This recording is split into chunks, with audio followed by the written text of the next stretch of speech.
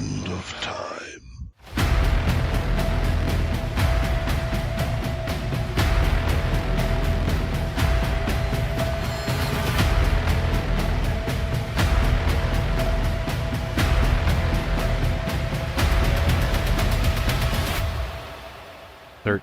O'clock.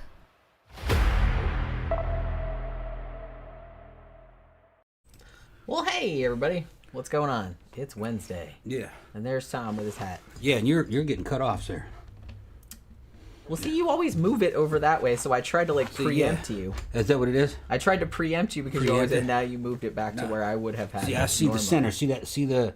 See the mirror? I think you just can't leave it the way I put it, and you always gotta move it. So wherever I put it, you're gonna move it. No, I make it straight. You do it like the girly straight.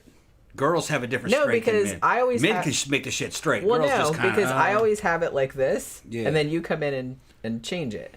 All right. And make it like crooked. Okay, hold on 1 second. Now I'm gonna do something else. Watch it. Yeah, see, because he can't leave it See? alone. He can't See? leave it alone. I might even do it again. I might even do it again. Why? What do you want to cut my head off? Or Let's see. why you want to? It's not cut off. Yeah, it is. The top of it is. That looks really bad. Okay, here. Bring it back up. Just a smidge. There it is. See? You just can't stand it. He can't stand it. He always has to mess with it. I'm trying to get a good shot. He's always trying to mess with it. Oh my god. See, everybody piling in. Everybody's piling in. Yep. Piling in. Well, it's going to be a good show. For this really fun, entertaining show about torture. Yeah. Torture. Yep. Yeah, this is pretty fun. You know what? It's like I'm fascinated by these kind of topics, but this kind of shit in particular, like, always kind of depresses me a little bit because I always think to myself, it's like, look at the humans' boundless creativity in thinking of these horrible, horrible devices to inflict the greatest amount of agony on another person. Yeah. I'm like, think of all the good we could have done in the world. Medieval white folks were the trip, man. If we actually tried to do something helpful rather than this crap. Yeah. But the Mexicans would do shit like this down in Mesoamerica, you know, the Aztecs and all the other Maya type people. But they always had like a religious explanation for what they were doing. Well, they did here too, but I think most of the time it was most of it is just as big as shit as fucking painful as possible and warn all the other people to obey, really. That's really what it was. Make an example out of people who didn't obey. And I feel like that didn't even really work. No, they were psychos. All of them. Fucking, Jen read a book and she read it to me. And it was called The Better Angels of Our Nature. It talked about Steven Pinker. Yeah, it talked about the psychology of the medievals. They're fucking nuts, man. You would call them high functioning psychopaths by today's standards, I believe. Psychos. They did crazy shit. Well, and it's possible that even people that had a lot of money back then. I mean, think about the living conditions. Yeah. And especially like if you were a peasant or something like that, it just must have been horrible. Life was just a horrible slog. You know very what I mean? low standards in things. Right. Well, I mean, it's not like they knew any better. Yeah. It's just like, gee, I sure wish it was 500 years from now and we could have the internet. You know what I mean? It's like nobody was thinking that. But it's just kind of like, I can't imagine that people were really having all that fun of a time. The advice that like books were giving medieval people on how to behave was just fucking astounding. It was shit like, when you're walking down the street with your friends, don't pick up the dead things in the roads and ask them to smell it. Don't do that. So they were doing that. Which is like some shit they would do on Jackass today. Yeah, exactry. But they had to tell like regular people not to do that. Yeah. While you're at the table, don't take a dump or fart. Remember that? They said that, like, yeah, don't do that at the table. Okay, fucking nuts, man. Now I do kind of feel like my dad probably had to be told that. Yeah. Like not taking a dump, but farting. You know what I mean? Yeah. I feel like that's a very dad thing to do. Like fart at the table. You know what I mean? There's all kinds of weird shit. Evidently, they would. Two friends would be walking down the street and just without any warning, one of them would just punch the other one so hard it would just knock teeth out, and they'd both get up laughing, like it was funny. That was the shit medievals did. That book mentioned. They had a real different sense of humor back then. Yeah. You know? They would maim people, and the person who got maimed would laugh. It's fucking weird. Yeah, it's crazy shit. Like it seems like everybody was like a serial killer. Yeah, it's a world fucking of serial killers. Serial killers. It's a fucking a world of fucking what do you call them? Sadomasochistic fucking serial killers. Yeah. Yeah. Because some of the shit that they thought of back then, I don't even think like some serial killers nowadays would have thought of it. Yeah. So it's like the fact that somebody invented that shit back then was just kind of like that sort of blows my mind a little bit. And they would do shit to people that they knew were innocent. Yeah, of course. They knew they were innocent. They'd do some fucked up shit. Most of the time, I just think they didn't really give a crap. No. I just think, because that's the thing. It's like, yeah, their justification for it, I guess. And, you know, it's kind of hard to say just like what one justification was because there's so many countries did it like over so many centuries or whatever. But it's just kind of like, they're like, oh, well, we have to make the punishments really egregious, like really horrible and public so that'll deter other people from doing it, which, like I said, didn't even really work. Well, there wasn't any law enforcement. It was hard to, no investigative ability. Well, and then the thing, too, was that then they would do it to people that, like, for shit that nowadays isn't even illegal. Yeah. Like, just, you know, that some little kid would, like, steal a piece of bread or something, and they're like, well, into the thumb screws for you, kid. Yeah. You know what I mean? It was that kind of shit. I think that's why a lot of European countries don't have the death penalty, because they associate it with those times. Yeah, and America doesn't. I get it. Yeah, America doesn't really associate it with that. Fucking and like I said, it didn't deter shit, obviously. No. America had a death penalty before there was even the United States. It was frontier justice. It made sense. If you stole a horse, you hung that person if you found him, because stealing somebody's horse was murder. Essentially, yeah. So stealing was murder, basically, because if you stole anything from anybody in the Old West, they wouldn't survive. It was frontier living, and American morality really started to be built on that, and it still kind of stands today in most parts of the United States, because most of the United States is not urban. Most of it's suburban and rural, and it's still kind of like that. Like here in Florida, you got constitutional carry. Everyone can carry weapons, but they have to be concealed. They can't be out in the open. They got to be concealed, which in most states, it's the opposite. You can carry something openly, but you can't carry anything concealed without a permit. Here, you don't need a permit. You just carry. Now, it doesn't mean you can kill somebody. You got to have a reason. But it's like the Old West, same thing. Actually, more liberal than the Old West when it comes to guns. Like, in the Old West, when you came into town, usually you had to give your guns up. You had to give them to the local police department, the sheriff. Here you can, well, you're not really supposed to, but I don't want to name any bars. You know what bar I'm talking about? Those dudes are carrying guns in there. Yeah. Yeah. And everybody knows. Zach says, my vote already, and mine is too, I'm going to tell you right now, is on the thing that they use in the Inquisition that gets stuck up your ass and spread out. Yeah, that thing. Murder Hornets, the Pear of Anguish. Pear of Anguish, yes, I remember That's that. one of the ones I was going to talk about. Yeah. It wasn't just the torture, man, fucking from the medieval era. Or Also, they stuck it up, they stuck it up girls' badges too. Yeah. Like women's badges too. Another or one. in your mouth. Wow. Yeah, break your teeth, too. Wonder if they did it till it broke bones. Wonder how far they did it.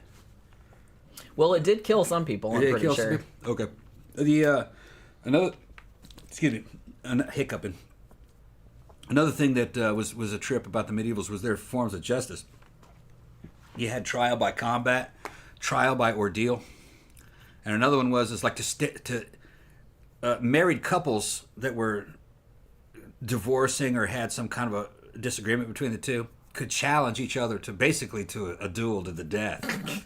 That was awesome. Are you going to challenge me to a duel, Tom? Yeah, that was like they were trying to reach some kind of a settlement, and how they would do it was funny.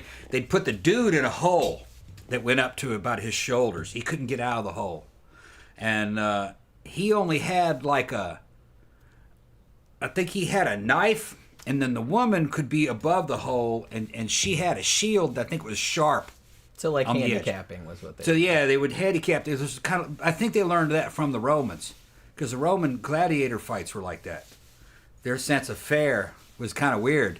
Like, yeah, the guy was heavily armored, but he can't see anything in that helmet, that kind of deal, you know. And he's fighting against a guy who doesn't have any armor, but he's real fast. and has a spear, that kind of shit.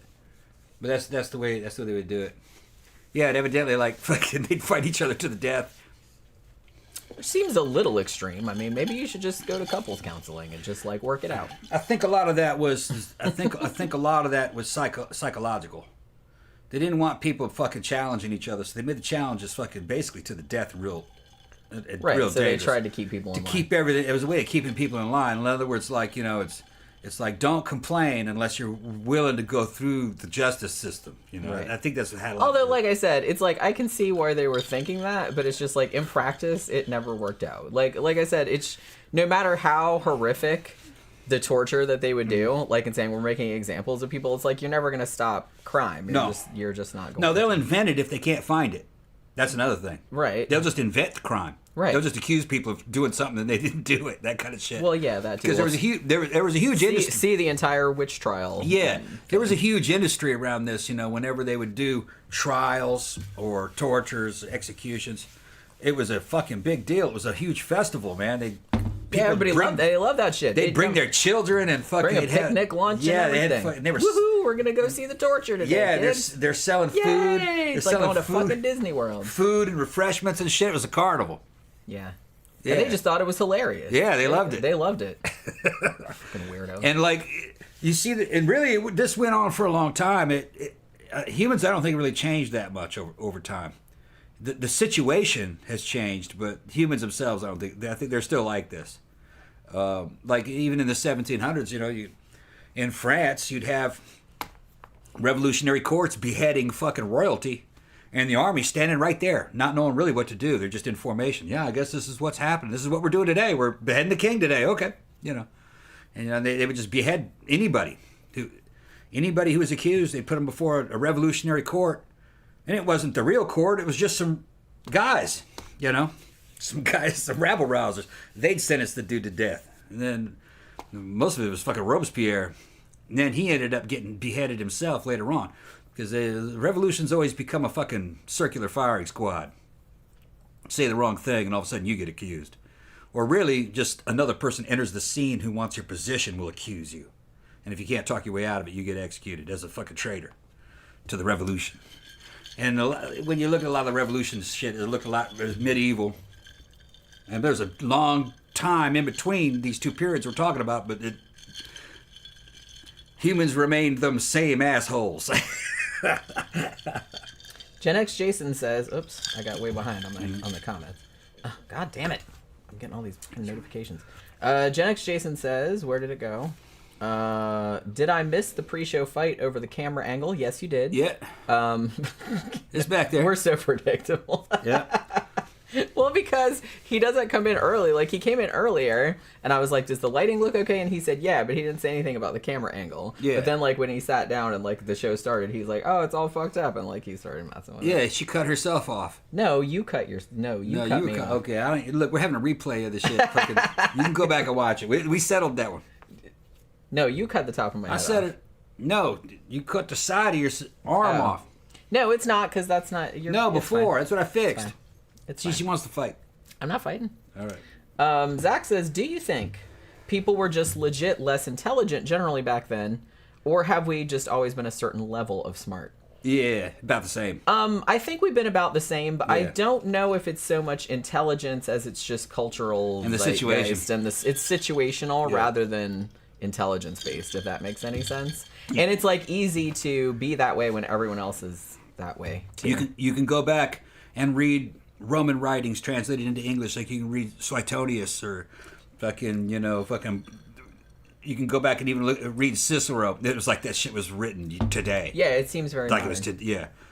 And they were just talking about political corruption and how fucking governments are non-functional and how they fucking all end up becoming real corrupt and start declining, and that your ruling class are actually a bunch of selfish losers that don't care about the fucking republic or the people, and they start insourcing all the fucking labor to slaves and fucking anything that fucks up the economy makes them wealthy. That's what happens. It's part of a fucking cycle, you know. And you see it happening today in the West, you know. While the other parts of the world are rising. It's always rising and declining.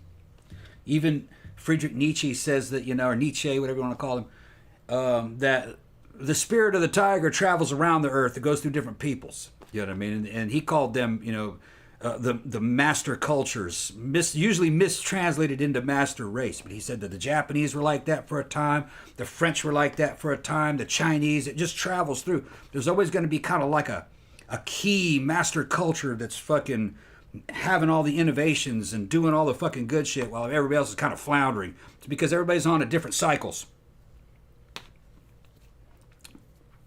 Murder Hornet said BTK would love to live back then. Yeah, probably. He'd fit right in. Mr. 88 said, does anyone find it less than ironic that extreme torture found footing with the rise of church influence?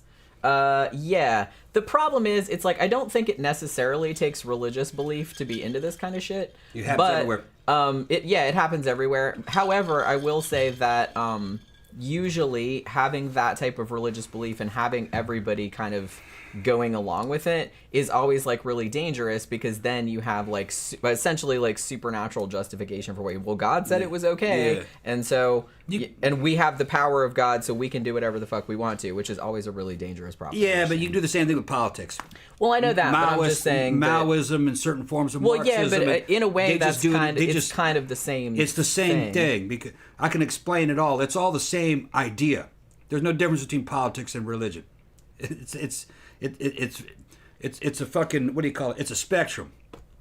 It goes from legends into fucking mythology, into religion, into psychology, into philosophy, into psychology, and then into politics. It's all the same kind of spectrum. It's a spectrum of different levels of belief and rationality. The communists were doing the same kinds of tortures, or even worse, because you're a traitor to the people, or because you're, you know what I mean, you're part of the three olds, that kind of thing. You can justify anything as long as you believe in something. Ideologies are very dangerous, all of them. Well, anytime anyone thinks that they have all the answers, wherever they got these answers from, that's always it's always better to. I always think it's always better to doubt. Yeah, ideologies are human constructs, and humans aren't very good at constructing things. And always, like, whatever it is that you think you know, please always keep open the possibility that you could be totally wrong about that. Yeah, that you're totally wrong. And I think you'll be okay, because... Assume that you've been lied to, because you have. Well, they basically lied to us. Assume that you've been that you're wrong about things. Yeah. Assume, you know what I mean? Like, just never, ever think that you are 100% sure of anything. You know what I mean? Because you're probably not. And the second that you start having that mindset, then that's when shit starts to get bad. Yeah. If you think you're right and everybody else is wrong, or you think you're on the winning side, or God is on your side, or fucking you're on the right side of history, then what that means is you're going to make a lot of enemies. And your ideology is going to tell you you're going to have to defeat these enemies somehow, up to and including killing them. That's the cycle. All these big mass murderers all had ideologies. You know, Mustache Man and the Bet Cross. Fucking the Romans had ideologies. They went out and just fucking tore up Germania. It was Caesar's war against Germany, or Germania is what they called it, was basically ethnic cleansing. It was just, they just wiped them out. Because they believed they were civilized. You're just savages. You can do what you want with them. You know. Well, that's another thing. Yeah. The second that you start othering or dehumanizing other human beings, then you're heading down that path. People are going to have a bad time. Yeah. Zach said, talking about the pair of anguish, which, like I said, I'll get into in a bit. It says, then again, based off the porn I've seen, I can think of at least a few German dudes who would absolutely love that thing. You know what I mean? It's like, well, I have a picture of it, because I do actually have pictures of some of the stuff, because it was easier for me to see how they worked, like when I had photos of them, so I do have them. So I have a picture of it, and I was just kind of like, if that wasn't quite so spiky, I can see people being kind of into that. And another thing too is that it kind of looks like, well, it doesn't. It's a similar in design to like a speculum. Like when you go to the gynecologist, it's the same kind of thing where they stick it up your cooch and like spreading it out like that. But this is like a million times worse. Yeah, you know what I mean? Yeah, and those people back then, they weren't practiced in all that kind of shit. I mean, nowadays, some of these girls in porn, you know, they can take anything, but, you know, they practiced. Yeah, they could. Like an anal queens, they can fucking take a coffee can.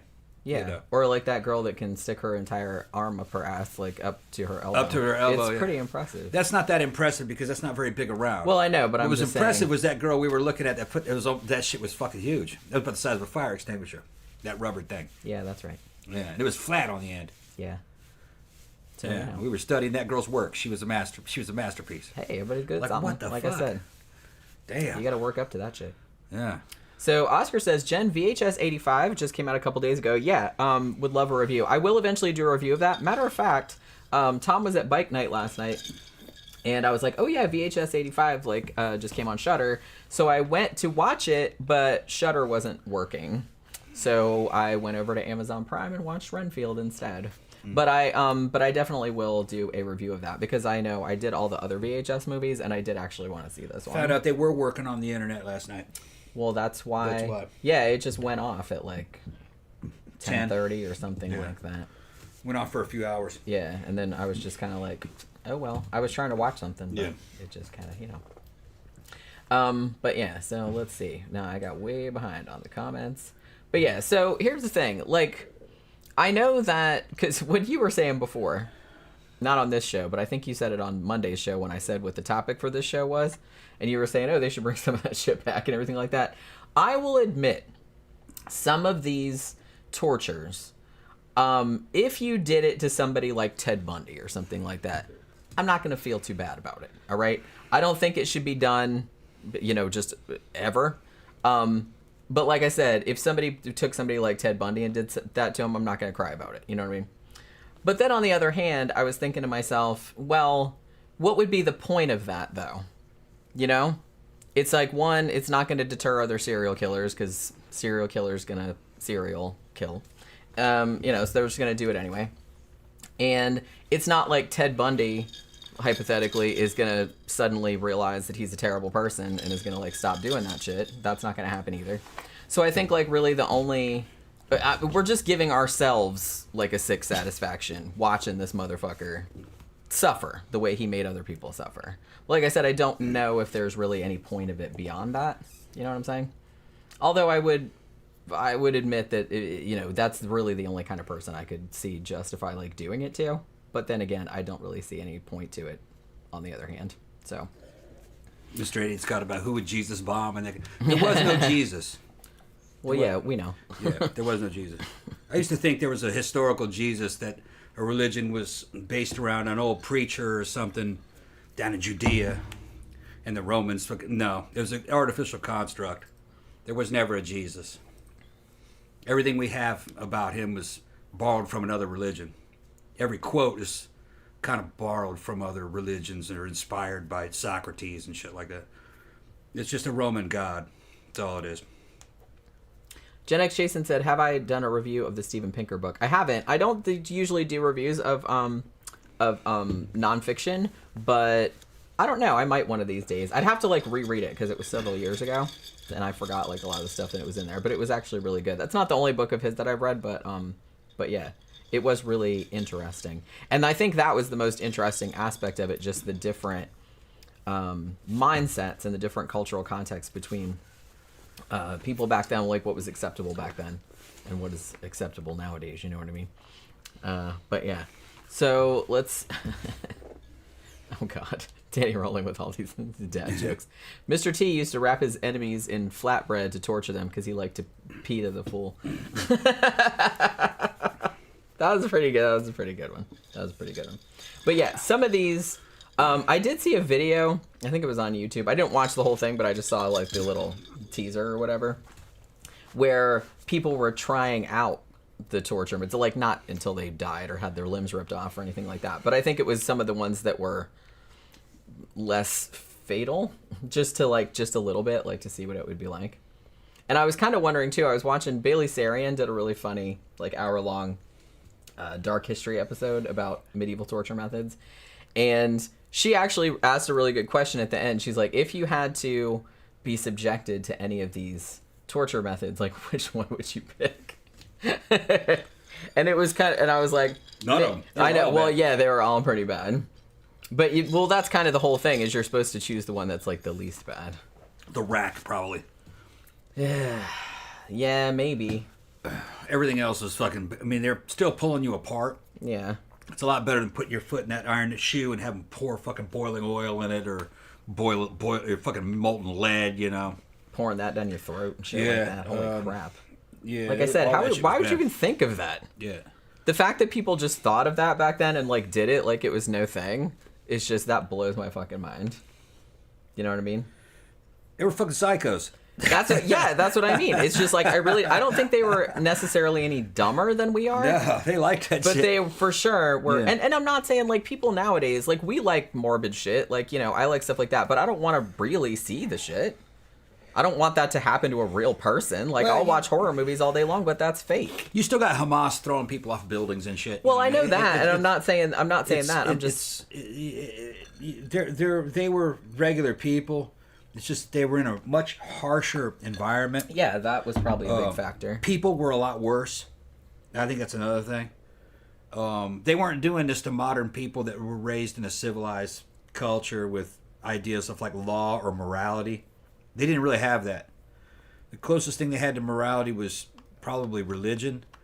And a lot of the shit that religion taught them at that time was kind of fucking backwards. Yeah. And their interpretations of what religion was supposed to be was kind of fucked up. It wasn't what I don't think it was originally supposed to be when it came out in the Roman period. They had kind of perverted it with their own bad character. Because Christianity was just part of the Roman state and it was a product of the Roman state. It didn't come from the people. That's all myth. True Bible historians have gone through it.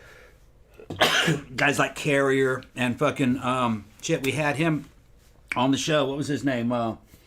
Robert Price. Dr. Robert Price. They'll tell you that it was totally a product of the Roman government. By the time Rome broke apart in a bunch of pieces, and then you had kingdoms and monarchs.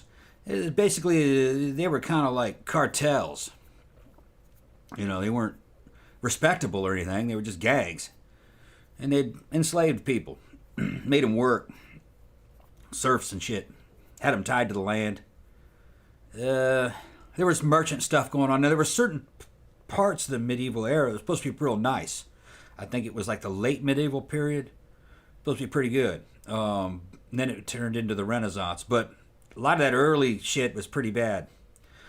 And of course, there was always these weird abuses. And you might have shit like this going on, these weird tortures going on in one area, but then in other areas, in another kingdom, it was okay. It depended on where you were at what time. It wasn't uniform. They didn't have like telecommunication or mass media. If your local area was okay, you probably thought everything was all right because you didn't know what was going on in other places. Right. Yeah, you could just have a nice life somewhere. Yeah, I think they're regular people, just that if you look at their art, you know, if you have any training in art, how art is, they didn't understand perspective too well. Everything looked real wooden and lifeless. Whoever was making that art was not a real artist. It was just like a worker. But what was funny is that they'd put that art in pretty good, nice places. It tells me that they didn't have real highly artistic or developed brains. They're real materialistic, kind of like a sign of. A good way to put it is like they were real ghetto. Well, I've also heard arguments that a lot of art of the Middle Ages, particularly the early Middle Ages, I actually like that kind of flat stylized style that a lot of them did. Was because it was almost seen as maybe sacrilegious or something like that to make human figures that looked too real. Yeah. You know what I mean? That's an excuse. No, I'm just saying I've heard that they might have said factor that. Brought in. They might have said that, but the reason why they were saying that is because there were still examples of Roman statuary and art floating around the medieval world, and they were looking at that. It's medieval shit is plainly inferior to Roman art. The Romans were much better, especially at sculpture. So they had to explain it somehow. Oh well, they weren't Christians. We're Christians. We don't, we don't want to insult God. We don't do all those naked dudes. Yeah, and we don't want to insult God by trying to like imitate his perfections. You know, that's So that really, kind of like shit. they just couldn't. That's do what it. they're gonna try to rationalize it that way. No, They just couldn't draw. Bitches couldn't draw. They couldn't draw. They couldn't sculpt. You know, the Romans were great, man. They could fucking sculpt a person that it would just look like a photograph. You know, we have examples of shit that they dug up out of old theaters, busts and stuff, and it looks like a photograph of that dude. That's how that dude looked. They knew exactly what they were doing because they could see where things were repaired, where they knocked off a little bit of the nose, and then they fucking had to fix it. Go back there and recarve that nose. They could get the joints to be perfect, so you wouldn't notice it. And all that shit looked classy sitting there, you know, in stone, white and everything, looked like a fucking Joy Division album cover. But if you were to see it in real life, it would look like some kind of Persian discotheque. All that shit was painted. It would have looked crappy as shit, probably. Although I don't know, maybe they had good paint technology. Maybe it looked like a tempura or something. Maybe it looked real lifelike. But this shit was outside, so I don't think that it could have. A lot of it was outside, on top of buildings. So I don't think that paint could have been real lifelike, and to stand up to the weathering in the sun. They probably fucking slap paint on it every year. Mr. 88 said, not medieval, but being drawn and quartered sounds beyond awful. You would feel it all. Yeah, that would suck a lot. There was a lot of different methods for doing it, but I think most people nowadays associate it with the horses, like pulling your limbs out. And shit like that. But yeah, that's pretty fucked up. Victor says the brazen bull had to be the worst. Yeah, cooking the motherfucker alive. Yeah, I've got that in here too. Yeah. Actually, when I was Bronze bull. when I was in St. Augustine, they have a surprisingly good medieval torture museum in there, which it's crazy because you go in and there's just like a little gift shop in the front. And there's like a little sign saying like, you know, pay however much it is like to go into the, and I was just thinking it was just going to be like one room or two rooms, but it's massive. It's like I didn't realize it was that big back there, but it was just like it's really cool actually. So if you're ever in St. Augustine, like it doesn't look like anything from the outside, but go in there because it's like it's really, really cool. And it's all dark and spooky, and it's got fucking the sound effects like we're like screaming and shit like that, like quietly in the background. It's pretty fucked up. Mr. 88 also says hard 2D medieval art is my favorite art style. Does anyone know if that style has a specific name? I feel like it does, and Is it's it like Baroque? No. No. That's some Spanish That's stuff. later. Yeah, later. It does, but I can't think of it right. I took many art history classes in college, but I can't remember the terms for everything. Yeah. So, but I like it a lot too. Like, when I went to the Met in New York City, they have a massive like medieval section, and they have like all this like gorgeous like stained glass windows and like all this kind of stuff, and I love all that kind of stuff. They did end up making good cathedrals and shit. Yeah. Flying buttresses going and gargoyles on them. But that was later. Yeah.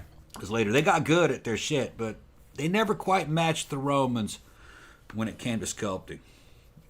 They couldn't make a real lifelike sculpture. Well, no, I guess some of that was Renaissance though. By the Renaissance they could. Yeah. Yeah. Sarah also brought up the Pair of Anguish. Oh yeah, we're gonna talk about that. Yeah, we kind of discussed that one. How some people in porn might be into that. Danny Rowling said Master Franz Schmidt, who was a 15th century German executioner and wrote in a daily diary about what it's like to be an executioner. He definitely would make for a decent show, and he got executed. So okay. yeah, I'm gonna have to write that down. Franz Schmidt. Okay. Victor said, yeah, I was at the Met last week. It was cool. Yeah, that was one of my favorite sections of the Met, is all of the medieval. It's a huge wing of all the medieval art. To make a real fluid drawing or sculpture, both hemispheres of the brain have to be working correctly, and they have to be working in unison. So it just flows. It gives a gestalt. And you kind of go into a trance when you do it. When you at the end of the workday, whatever, you kind of forgot how you did the shit before, and it'll take you a while to get back into the groove. Kind of reminds me of that Star Trek episode where McCoy got the alien knowledge and he was putting Spock's brain back in. You know what I mean? And he gets halfway in. He goes, "How was I doing this? There's too many neurons. How was it?" Well, I'll just keep going. That's kind of what it is. What it's like to draw something if you're doing it correctly, and it'll look lifelike when you get done. The medievals couldn't do that. The Romans could, though. Yeah. It just tells me the Romans were had a lot more developed minds on average. At least their artists and their work people had a lot more developed minds. They had artists. They had superstar artists, the Romans. So their names lost to history, but they could tell that these are the same sculptors doing some of this shit.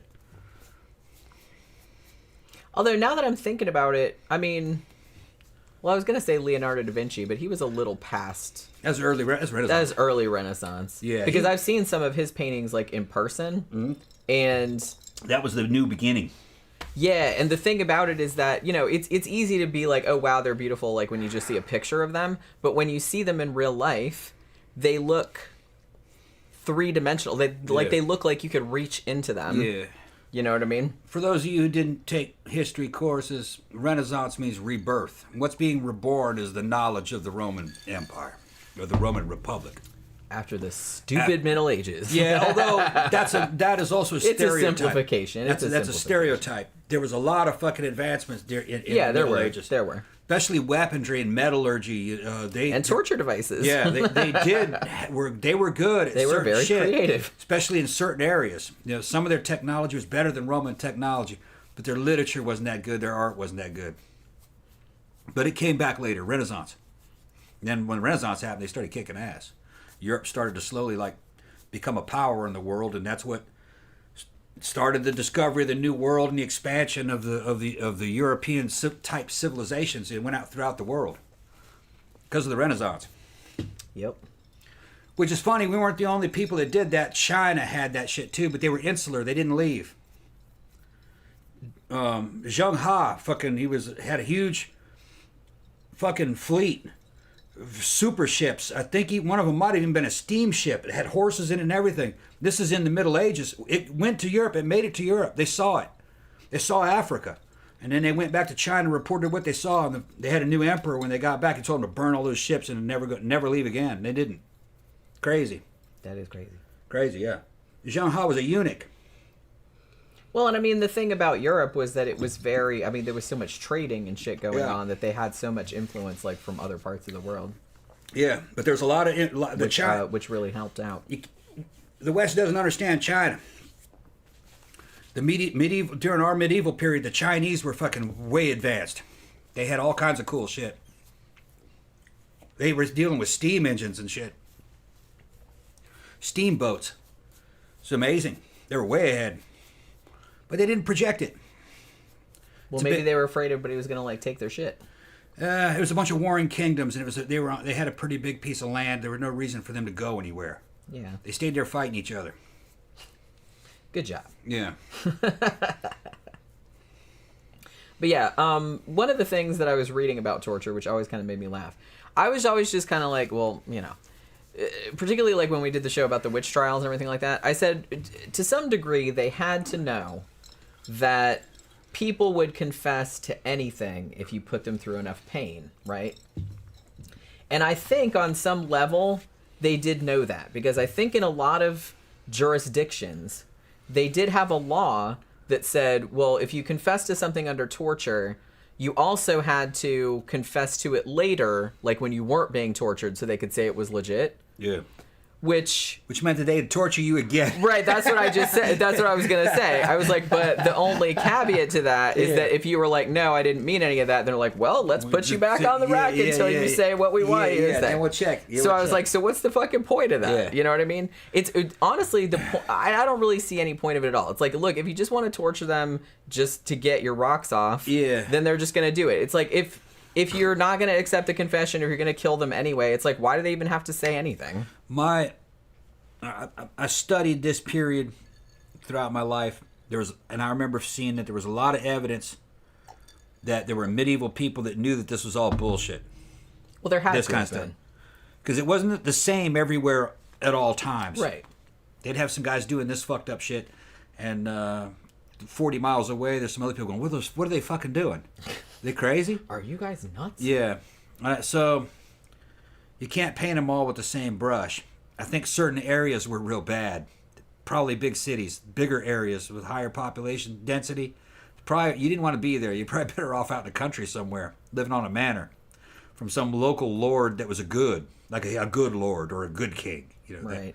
Somebody who fucking knew that they were fucking crazy. It wasn't a fucking lunatic. Yeah, right, yeah. Right. Well, that's what I mean. It's like we do kind of have a perception of Middle Ages. You know, you immediately conjures up dungeons and torture devices, but obviously it wasn't like that everywhere. But you still couldn't pay me to go fucking back then in a time machine if I had one. No fucking way. I'd get burned at the stake within 5 fucking minutes. Yeah, hygiene. Too. Hygiene would be pretty bad, probably. Yeah, it's like you probably you'd die of some horrible disease like the second you got there. They would have never believed that we were in our 50s. That's true. Because we have all our teeth. Yeah. And fucking, you know, and I feel person at 50 was fucking trashed. And I feel like most people nowadays, like, have all of their teeth. Yeah. In their 50s. Which was not a thing that would have happened back then. They'd trip out over your implants. They probably would. Yeah, they're like, what? How'd you do that? Yeah. Then they'd be like, burner at the stake. I think that's also a kind of a... I think that's also... I don't think they would do that. They would just... you could say, I was in a faraway land. You could do this in a faraway land. The doctors did it. And they would, oh, wow. Can you do it? I want my wife to have some of that kind of shit, It's probably what they would do. Yeah, maybe they would. I think they were just smart people. Right. You just didn't want to get wrapped up in any of their fucking justice systems. That's the problem. Gotta keep your head down. Yeah. And I think that might have been the idea. To keep your head down. I'm sure that's what most people were doing. Yeah, because the rulers I'm sure they knew that was bullshit. The idea was just to hold the people in terror. That's how you controlled them. Yeah. And so you had these systems that scared the shit out of them. Which, like I said, what? Well, not what? She was Pookie made it. Oh, yeah. Which you probably had to in some areas. Because they were probably pretty fucking unruly compared to what can I read about them. They were kind of savages. Although, like I said, I don't really think that any of this really deterred any of that. It still took place. It's hard to deter a savage. That's what I'm saying. So it's like there wasn't really... You're probably dealing with people that had about... You're probably dealing with like 65, 70 IQ. Dumb. Most of them. Zach says it would be hilarious to take a figure from history and bring them to modern day. Henry VIII is my choice. I've often thought about that. Like, if I could go back in time and bring one person like to the modern era, who would it be? Would I want to bring somebody that it would like just totally blow their minds and they would freak out, or would I want to bring somebody that I thought might get it? You know what I mean? I'd like to bring fucking Julius Caesar back. You think? Yeah, because he was intelligent enough to know what was going on. He'd probably, yeah. Yeah, he'd instantly adapt. I'd want him to write a whole book. He wrote a book, but I think a lot of it was propaganda. Yeah. About what he did in Germany. Or what they used to call Germany. I would be kind of curious. Like, he wrote like a military man. It sounded like the 20th century. Yeah. It sounded like something... Somebody like that. I kind of feel like a philosopher or a scientist would probably be a lot more... would probably get it a lot more. Like, even if shit would freak them out and stuff, because it probably would, but if you explained it to them, they would understand it. Reading Julius and reading Patton are similar. Yeah. Yeah, and there's a lot of time in between, 2,000 years between them guys, but real similar. Yeah. They would have liked each other. Patton believed that he had been reincarnated, that he had fought in fucking Greek. He fought with fucking... He served under, what was his name? The Greek guy who went into India. Shit. Alexander. He thought he worked... He was one of Alexander's fucking men. I don't know if it's true. I mean, I don't know, hey... I don't believe in reincarnation. Reincarnation might be a possibility based on some of my fucking near-death experiences. I don't know if he remembered it, but I think he was into the occult. Patton loved the occult. Because anybody that says they were reincarnated, nobody's ever just says they were reincarnated. It's just some like random schmo. You know what I mean? Well, he said he was. He was always like somebody that was kind of cool or famous. He said he didn't say he was famous. He said he was in Alexander's army. Well, still, that's still kind of like that's adjacent to a famous person. It's not like you were just some random peasant out in the middle of nowhere. He said he was a soldier in all of his lives. Okay. That's what he said. I mean, hey. Generals back in those days fucking liked to play games on damn sand tables. Yeah. And they were kind of like LARPers, and they were role players. They were the original gamers. Yeah. Generals were gamers like back. Playing Dungeons and Dragons. Yeah, exactly. That was before corporations took over during World War II. Yeah, that was the old school generals. Artisan generals. Yeah. So you want to talk about some fucked up Let's go ahead and go torture devices? Okay, they're ready. I mean, you know, these are just kind of all over the place. Yeah. Some of the ones that we were going to talk about, like some people have already brought up, but yeah, these are like not really in any particular order. They were just kind of the order that I stuck them in here. So I think you mentioned this one before, maybe not by name, but yeah, you had the boot. Now there was a lot of different versions of this one. One of the early versions, I believe, was actually not so much an actual boot as they would just kind of take these, like 4 pieces of wood, like almost like little 2x4s or something like that. And they would kind of like nail it together like around your leg, like around your shin or your calf or whatever. And then they would hammer wedges like in between the boards, which would like kind of squish your leg, and then they just kept putting more wedges in there until you blacked out or until you confessed to whatever. Now, the more famous version of that, which I think I have a picture of, was called the Spanish boot. So we got pictures. And I think I have a picture of it. Where is it at? Oh, maybe I don't. Okay, never mind. Maybe I don't. I don't. Is it titled? Yeah, I titled everything. Maybe I forgot that one. Oh yeah. Well, you can imagine. I don't have a picture of that one. Okay, I thought I did, but I guess I lost it. But yeah, the Spanish boot was actually made of iron, and that actually did kind of look like a boot. And the same kind of thing, they would take like wood or iron wedges and then like hammer them in between where the iron was and your skin. You know what I mean? Yeah. They also had one that was called a shin crusher, and that was like 2 curved iron plates that had like all of these like teeth and like metal knobs and shit like that in there. And that was just like to break your leg, your shin bone, like pretty much. They also had one that was called a foot press, and this was 2 horizontal iron plates, and it had a crank or a screw on it, and they would just like crank it like to break all the bones in your foot. Now in some variations, like the bottom plate had kind of like little ribs on it, so when your foot started like bleeding or sweating or whatever, like your foot wouldn't slip out of it. But they also had one in Germany, because of course it was, that had an upper plate on it that had a bunch of spikes in it, just to make it like even more painful. Like, you know what I mean? Not just breaking all the bones in your foot, but also putting a bunch of holes in your feet too. So that's nice. Also, and I had never heard of this one. This was called combing or carding. Now, you know, back when and I guess I don't know what they use nowadays, but you know, like those weird combs that they use like for wool, like before they put it through the spindle, you know what I mean? They would take those, like these metal combs, and then they would just like lay you down and tie you up, and then they would just comb it like all over your fucking skin and basically just like flay your skin off.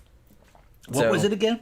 It was called combing, or it's like a, you know, like a wool comb. They would have those wool comb things. They would just were take like off metal, a bit of fucking flat, and they would just like take a slice off you. Off of you. Yes. Well, it would go through the skin and then eventually go into the meat. Yeah. Yeah. Yeah, which I can't. Yeah, it was just like. Yeah. I can't fucking imagine that. That's only an asshole comes up with this kind of shit. That's what I mean, and that was like that one. I feel like that one they didn't even have to invent shit for that. They're like, hey, here's this thing that like, you know, that we use for like sheep's wool. Yeah. And it's like, hey, let's use it on Gary over here. Yeah. You know what I mean? Because he pissed me off. And it's just like, hey, cheap. It's a cheap torture method. Some of one of those Native American tribes. It might have been Lakota, I think. I don't remember which one it was. The Crow. They had something similar to that. They would just skin you alive or flay you alive with a sharpened seashells. Yeah. That was one of the ones that they would do. Yeah.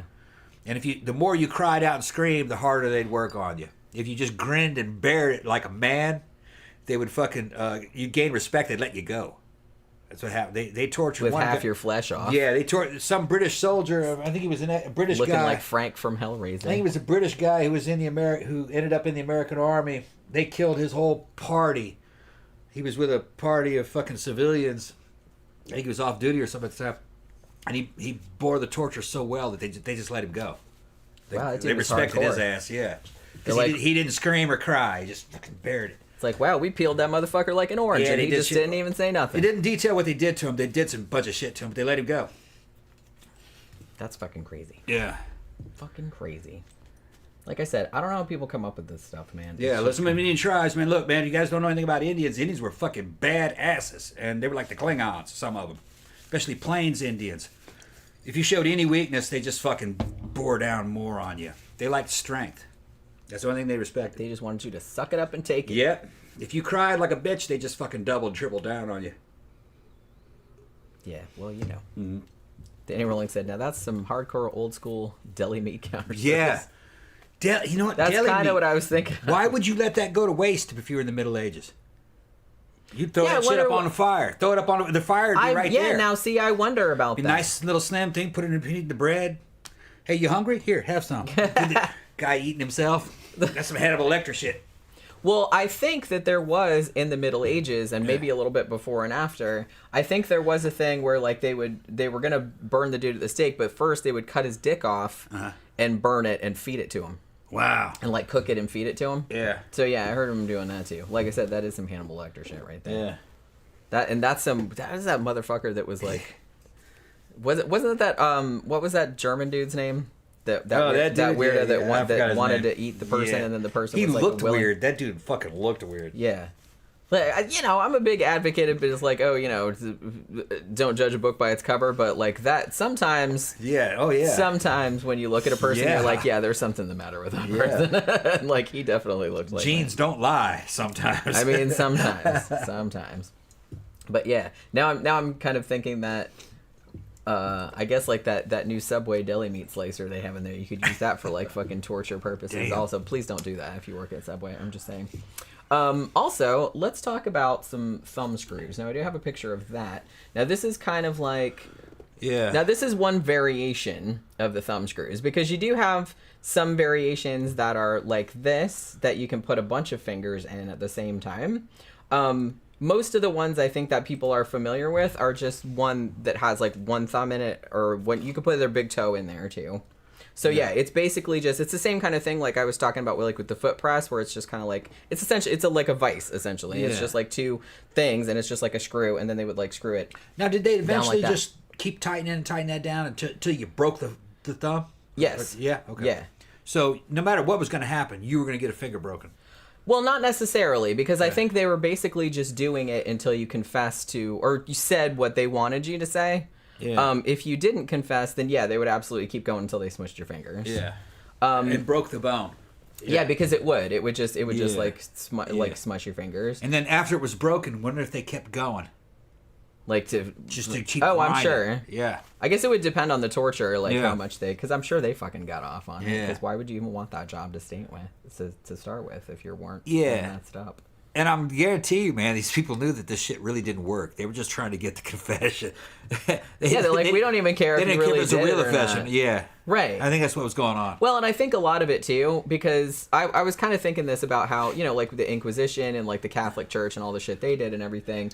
It's like I kind of feel like there was maybe a tiny, tiny percentage of inquisitors and stuff like that were actually true believers and actually did believe the bullshit that they were spewing. But I think 99% of it was we just want to one, have power over people and also like take their shit, because if you were accused of heresy or whatever and they executed you, they took all your stuff and when like all your property. Another thing is these dudes that are doing this torture are supporting the will of the Lord.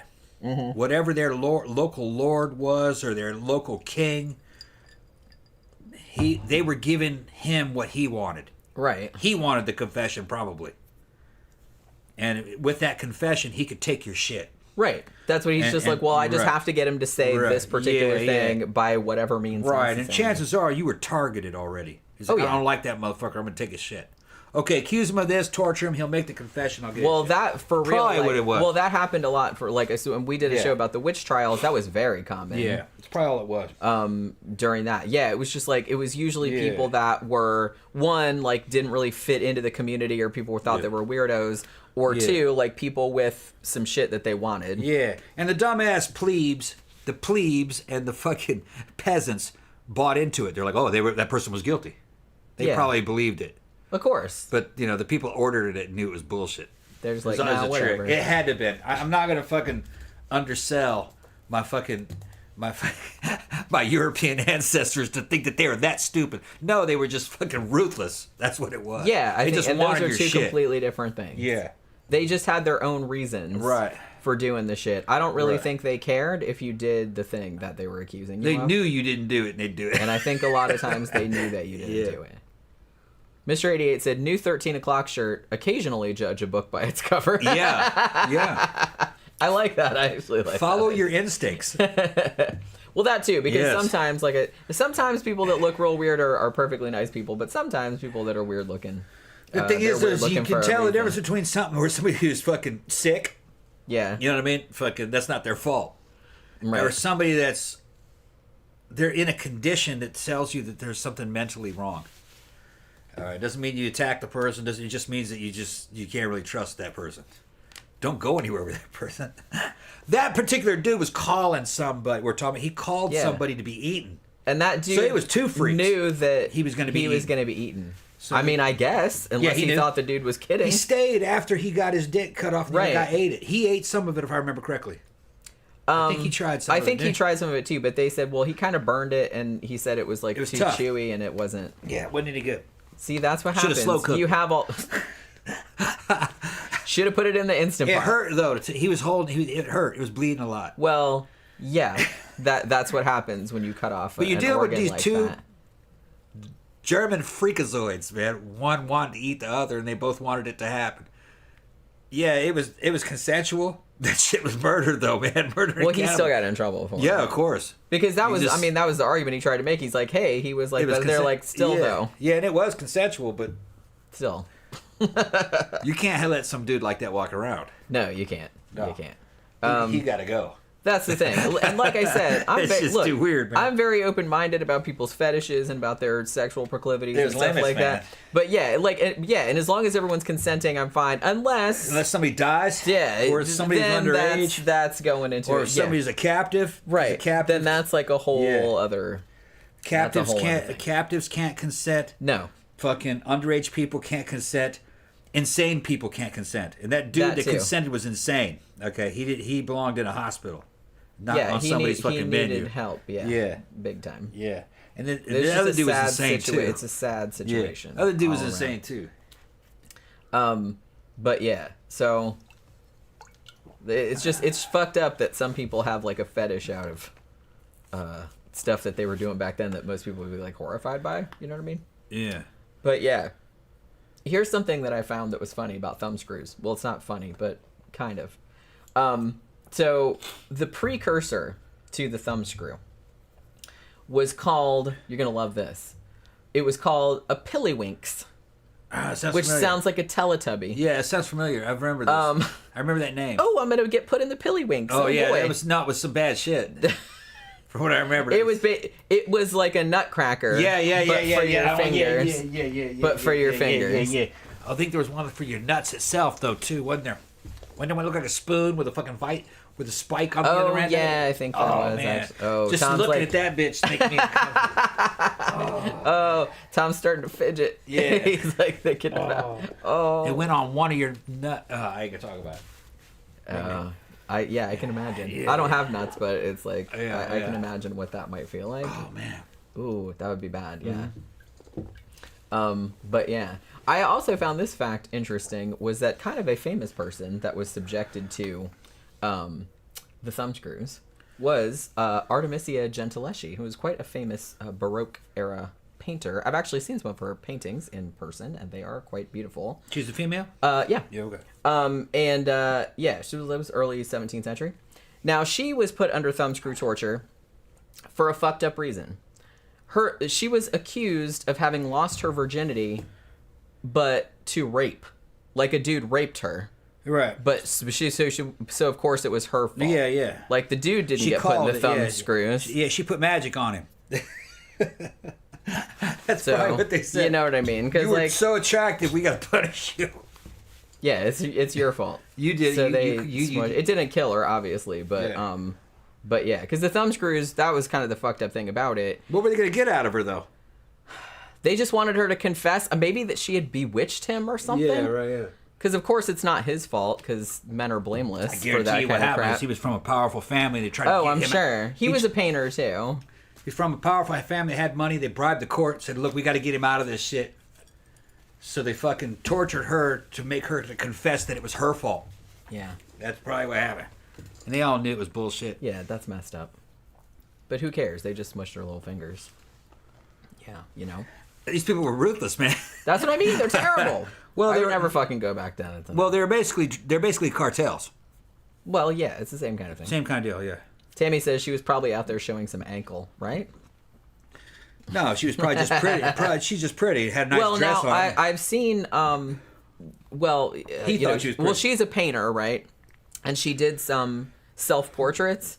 And I know that people are always going to make themselves look better in the self-portrait, but at least in the self-portrait, she's actually gorgeous. Probably was. So yeah, so she might have been, but yeah, like I said, you're always going to make yourself look a little bit better, just like the Instagram filter. Yeah. But you know what I mean. From Renaissance. But that's probably about what she looked like. Look, there are Roman and Greek sculptures of women of that era.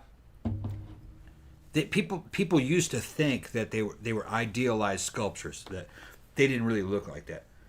And then Eugen Sandow, who invented bodybuilding, proved it, that no, this is how they looked, because he replicated the look of the body. Same with the women. They had beautiful people, super beautiful. Yeah, not everybody looked like a hag back No. then, because it had fucking scabies and even whatnot. some of those based on some of those Renaissance paintings of noble women and young ladies and girls and shit. No, they were real pretty. Yeah, Had funny hairstyles, but still very pretty. So, yeah, if she painted herself as gorgeous, it was probably accurate. that's what I was thinking. Yeah, You know what I mean? because people would call bullshit on it. They'd be like, "That's not you. That's not bitch." you. Right, yeah. So she knew. So you have to make it Yeah. look like at least mostly like you, Yeah. like just maybe just like a little Yeah. idealized. Right. Well, because I kind of feel like, well, it was pretty common too for if you got like a royal patron. You had to make them you look had real to good. make them look good because Yeah, you yeah. couldn't make them look like a fucking ogre, Right. or they wouldn't pay you. You know what I mean? Just like, I don't look like that, you asshole. Like Yeah. 40 chins and Yeah. zits and shit Right. like that. But according to Roman statuary, the good shit, Caucasians have not changed much in how they look. They look about the same. I mean, you look at a fucking bust of Emperor Vespasian. I mean, shit, that looked like Norman Schwarzkopf. And Tidbit. you could tell that wasn't an idealized painting of a middle-aged man. That's just how he looked. He looked like a middle-aged, kind of big guy, yeah, with a smile on his face. Looked like Norman Schwarzkopf. That's how he looked. Well, I kind of imagine, just from the people that got painted, because there were some artists that painted like peasants and stuff like that. But it's like, I imagine that probably, just like nowadays, probably like 80% of the people just look like random ass motherfuckers, Yeah. like nothing special. Yeah. And then there was just like 20% of people that were like really Yeah. good looking. Yeah. You know? Well, there were Roman busts of females that were noble women. They were gorgeous. Weird hairstyles. That was the only difference. Little weird tiara-looking things and I kind of a like lot of curls. I and kind of weird like fucking all top- that stuff they did with their hair, though. Yeah, but they were pretty. But like you said, the average person wouldn't have been sculpted. Yeah. So you had to have been pretty to be sculpted. Right, like because we're it's gonna like- save this shit. Bring the best sculpted. Take a picture of this. That's in what I 3D. mean. You're right. Yeah. It's just, other than I was thinking of, I don't know why, I just thought this popped into my head. Please, somebody remind me who the artist was. Like, I know I have a postcard of it somewhere. But it's a very famous painting. Can't remember what year it was from, 16th century maybe. But it's called, I think the name of the painting is A Very Ugly Old Woman. Yeah.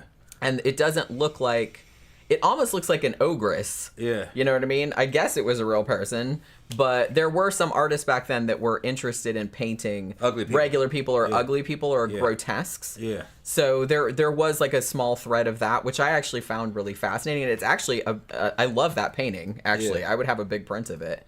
Like, the woman's crazy looking, but I kind of dig it. It's probably why she was chosen. Yeah, because it's like, yeah, she's crazy looking. I can't remember the name of the artist, though. Ugliest person I ever saw was a photograph of a person that was born with syphilis from a mother that had syphilis, and that person lived in a hospital their whole lives. Yeah.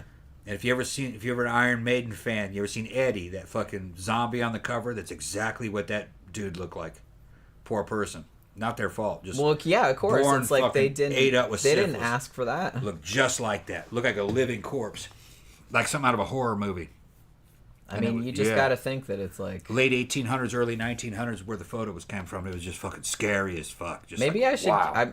I should find that photo because then on a day when I'm feeling Bone-chilling when I'm feeling photograph. bad about myself, Just I could just pull it out and be like, Yeah. well, at Yeah. least I didn't look like that poor bastard. Just a bone-chilling photo to see it that person lived like that. Looked just like Eddie yeah.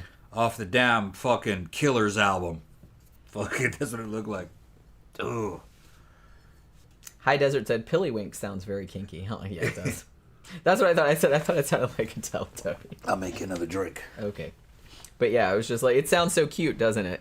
Like it sounds like Tiddlywinks, like that little game you play with the little discs or whatever. Like, nope, gonna crush all your fingers. Haha, jokes on you. But yeah, so there's that. So speaking of shit that was used against uppity women, also got a thing called the Scold's Bridle. This is also called the Witch's Bridle or a Gossip's Bridle. I've also seen it called a Branks. I'm not really sure where that term came from. Now, this was not a fatal punishment. This was usually reserved. I'm sure they slapped this on men every now and then, but this was usually reserved for women, and it was usually reserved for women that were mouthy, that gossiped too much or argued, or I think they also used it on women that were like kind of drunks or something like that, or were too vocal in giving their opinions or something like that. So what this was, there were a couple different variations of it, but it was kind of like, it was made of iron usually, and it was kind of like a muzzle. Like it kind of went, I think do I have a picture of that? I thought I had a picture of that somewhere. Here it is. Yeah, it looks like that. That's one variation of it. Now, some of them had kind of like masks on the front that sort of looked like the face looked like a suffering person's face. But this was this is a pretty standard, like, simple one. So what this would do, they would put it on the woman's head, and inside the mouth was like a spike that pushed down on their tongue, so they couldn't talk. They couldn't like move their tongue, or it would stab them in the tongue. So, like I said, it was to punish women that were mouthy or opinionated. They wanted them to shut up or whatever. So it would basically do that. Also, they another thing that they would do was that they would put a leash on the back of it, so that the husband or whoever had accused the woman and got her in this predicament in the first place could like lead her around the town, like, as added humiliation. Also, they would hang a bell on her so everybody could come and look at her. You know what I mean? So it's kind of like that. They also used it on women that were like in workhouses and stuff like that, like if they were bad. But like I said, it didn't kill you, but it was just, they would basically put it on your face and you couldn't get it off, and it would just push your tongue down, and you couldn't really, I guess you could kind of swallow, but like your mouth would dry out and like you couldn't move your tongue or it would get stabbed. You know what I mean? And like I said, they would also lead you around on a leash and shit like that, because of course they did. Of course they did. Because that's, I don't know, that's some fucked up shit. I kind of feel like a lot of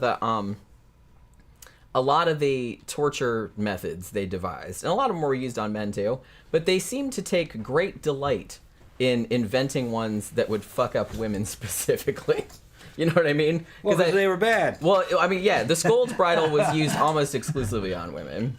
That was the thing on the head that I saw? Yeah, it was the thing on, like I said, and it was specifically made for women that gossiped or that talked back. Talking too much. Yeah, that talked back. They would put that on you and lead you around the town by a leash and like have everybody look at you. Sounds like it didn't work.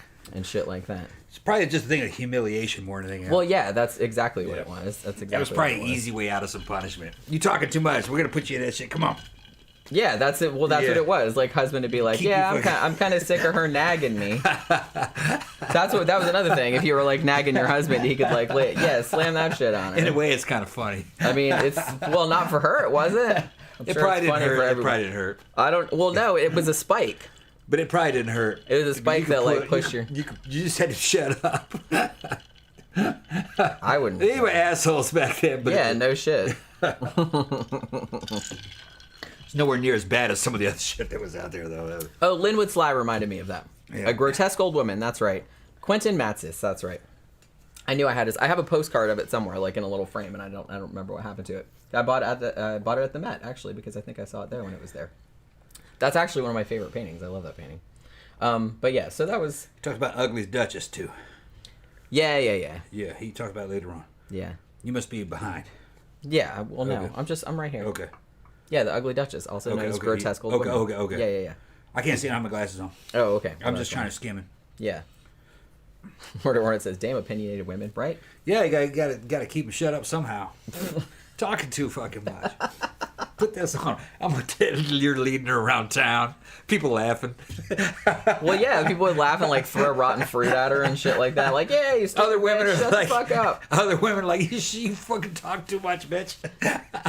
You know, other women were over there trying to fucking virtue signal. Well, yeah, of you course. talk too much. Yeah, Yeah. You be quiet. You be quiet, you. You brought this on yourself. Yeah, you know that was going on. Karens and shit. Yeah, all the Karens would be out. Oh my god, that reminded me of that fucking Karen that was at the gas station the other day when we were putting gas in the car. Oh, her, yeah. She was on her phone yelling at somebody. She was cute, though. I didn't see her. Yeah, she was cute. I was inside the car. Tom was pumping gas. Yeah, she looked like she was like a fitness chick. Fucking, you know, you could tell. I mean, she'd I been knew working that out. without even looking at her, just from Yeah. the sound of her voice and like the tone of how She's she a talked fitness and chick, stuff. little short fitness. I could imagine what in an she looked expensive like. SUV. Yeah, You know, she was kind classic Karen. of yeah. She was kind of like a high echelon fucking redneck chick. You know, talking shit. If she ever FaceTimes that woman behind my back, I'm just gonna. You tell that bitch to shut up. You know, it's that kind of shit. You know, those women were fighting. Redneck women fight. Well, she was loud. Like I Loud. was in the car with the windows rolled up. Yeah, and I I could looked still around. hear every word she was saying. I was pumping fucking like, gas damn, into bitch, no one Jenny's cares. jalopy and shit, and I'm fucking looking around the corner like that, and the first thing that popped around the corner is booty. And then I saw the rest of her, and she looked at me looking at it, and I was like, man, what are you fucking... Hold it down, man. Fucking, she's yelling into the damn phone. That's what I mean. It's like the whole fucking town. And then she doesn't gave need to me hear a your dirty shit. look, like, don't look at me when I'm yelling. And I was like, all right. Well, you know that they're yelling like that because they want fucking everybody to look. attention. They Yeah. want, you know, otherwise Yeah. they'd keep their fucking trap shut, Yeah. wouldn't they? Yeah. Or they would talk in a normal tone of voice instead of screeching. I was wondering who bought that SUV, though. I don't She know. didn't buy it. I don't know. No. She sounded like a. Her man bought that. She sounded like a real estate agent. Yeah, maybe. I don't know. She gave me a real estate agent vibe. Yeah. I don't know why. I didn't see her, like I said, but Sly says he likes opinionated women, but he's married to a passive one. Well, you know, there's no conflict. If you don't need any conflict, then don't worry about conflict. You know what I'm talking about? yeah. Not needed. Me and Jenny don't conflict very much. No, not really. No. I mean, we quibble over like the camera and stuff like that, but we're just yeah. fucking around mostly. Yeah. We don't. Yeah, take she that. only gets combative when she's drunk. pretty much, yeah. Yeah. She threw the fucking... she threw my Xbox controller the other day. I She got did, yeah. drunk, and I was like, what the fuck? Well, I was didn't sober. bre- I she didn't was break drunk. it. was I didn't like, what the break it. fuck? No.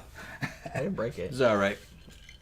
She you- thought I disrespected her, but You did. it was in her mind. You did. No, it wasn't in my mind. Now you were just drunk. You just read into it. It was in. Nah, that's what they always say. What, you gonna put a scold bridle on me now? So I'm not allowed to. Tom would love it. He's thinking about it now. He's like, Yeah, I need one of them. Maybe I should get one of those. I'm gonna order one of them from fucking Shein, from Temu. Order that bitch from Temu. I'm sure somebody. You know what? I'm sure somebody on Etsy makes this Yeah. stuff. Like We if you want to get into it. We got a Temu order in today. Jen tried all the shit on it. It looked fucking hot as fuck, man. Got her some really cool club dresses. They're all long black, super tight dresses that are cut all the way up to the fucking side. One of them goes up almost just underneath the armpit. Fucking, it's got straps that hold it together. Really good. Look nice. New pair of boots. Here they are, right here. There they are, right there. Yeah. Little Temu boots. Yeah. They're kind of like Demonias. Yeah. Yeah, they're nice. Yeah, they're nice. And then it costs fucking half the price, but the quality's about the same.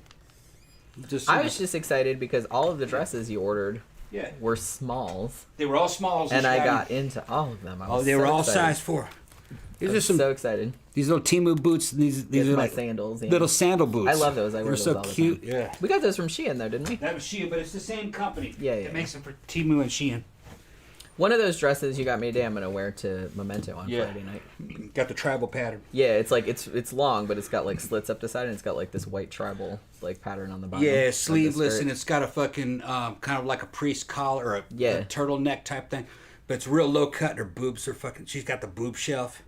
The side comes out and it's slit all the way up past the fucking hip, and it's got a white tribal pattern on a black dress. Looks great. Yeah, it's cool looking.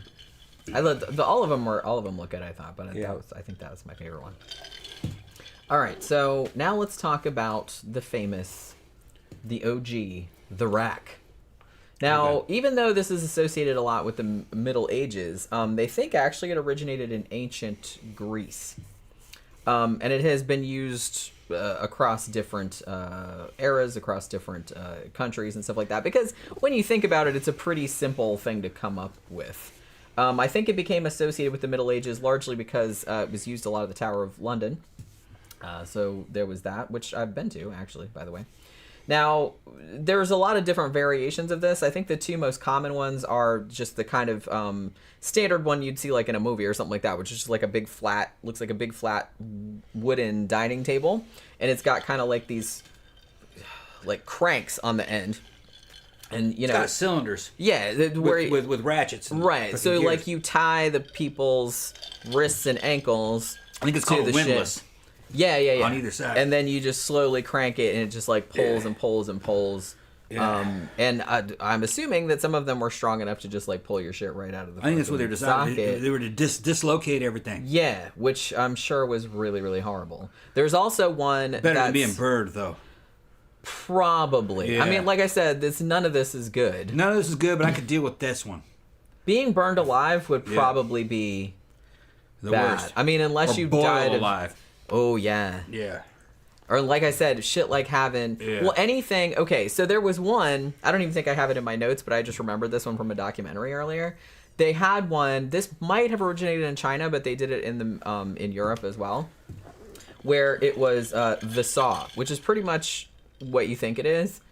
So they would take the person, and they would hang them upside down for a while, so all the blood would rush to their head and like their upper body, and then two motherfuckers would make like lumberjacks and get on either side of this big ass saw and start slowly sawing the person in half, starting with their crotch. Yeah, up. And because all of the blood had rushed to their head because they've been hanging upside down for such a long time, it would take a really long time for you to die because you wouldn't like bleed that much. Yeah.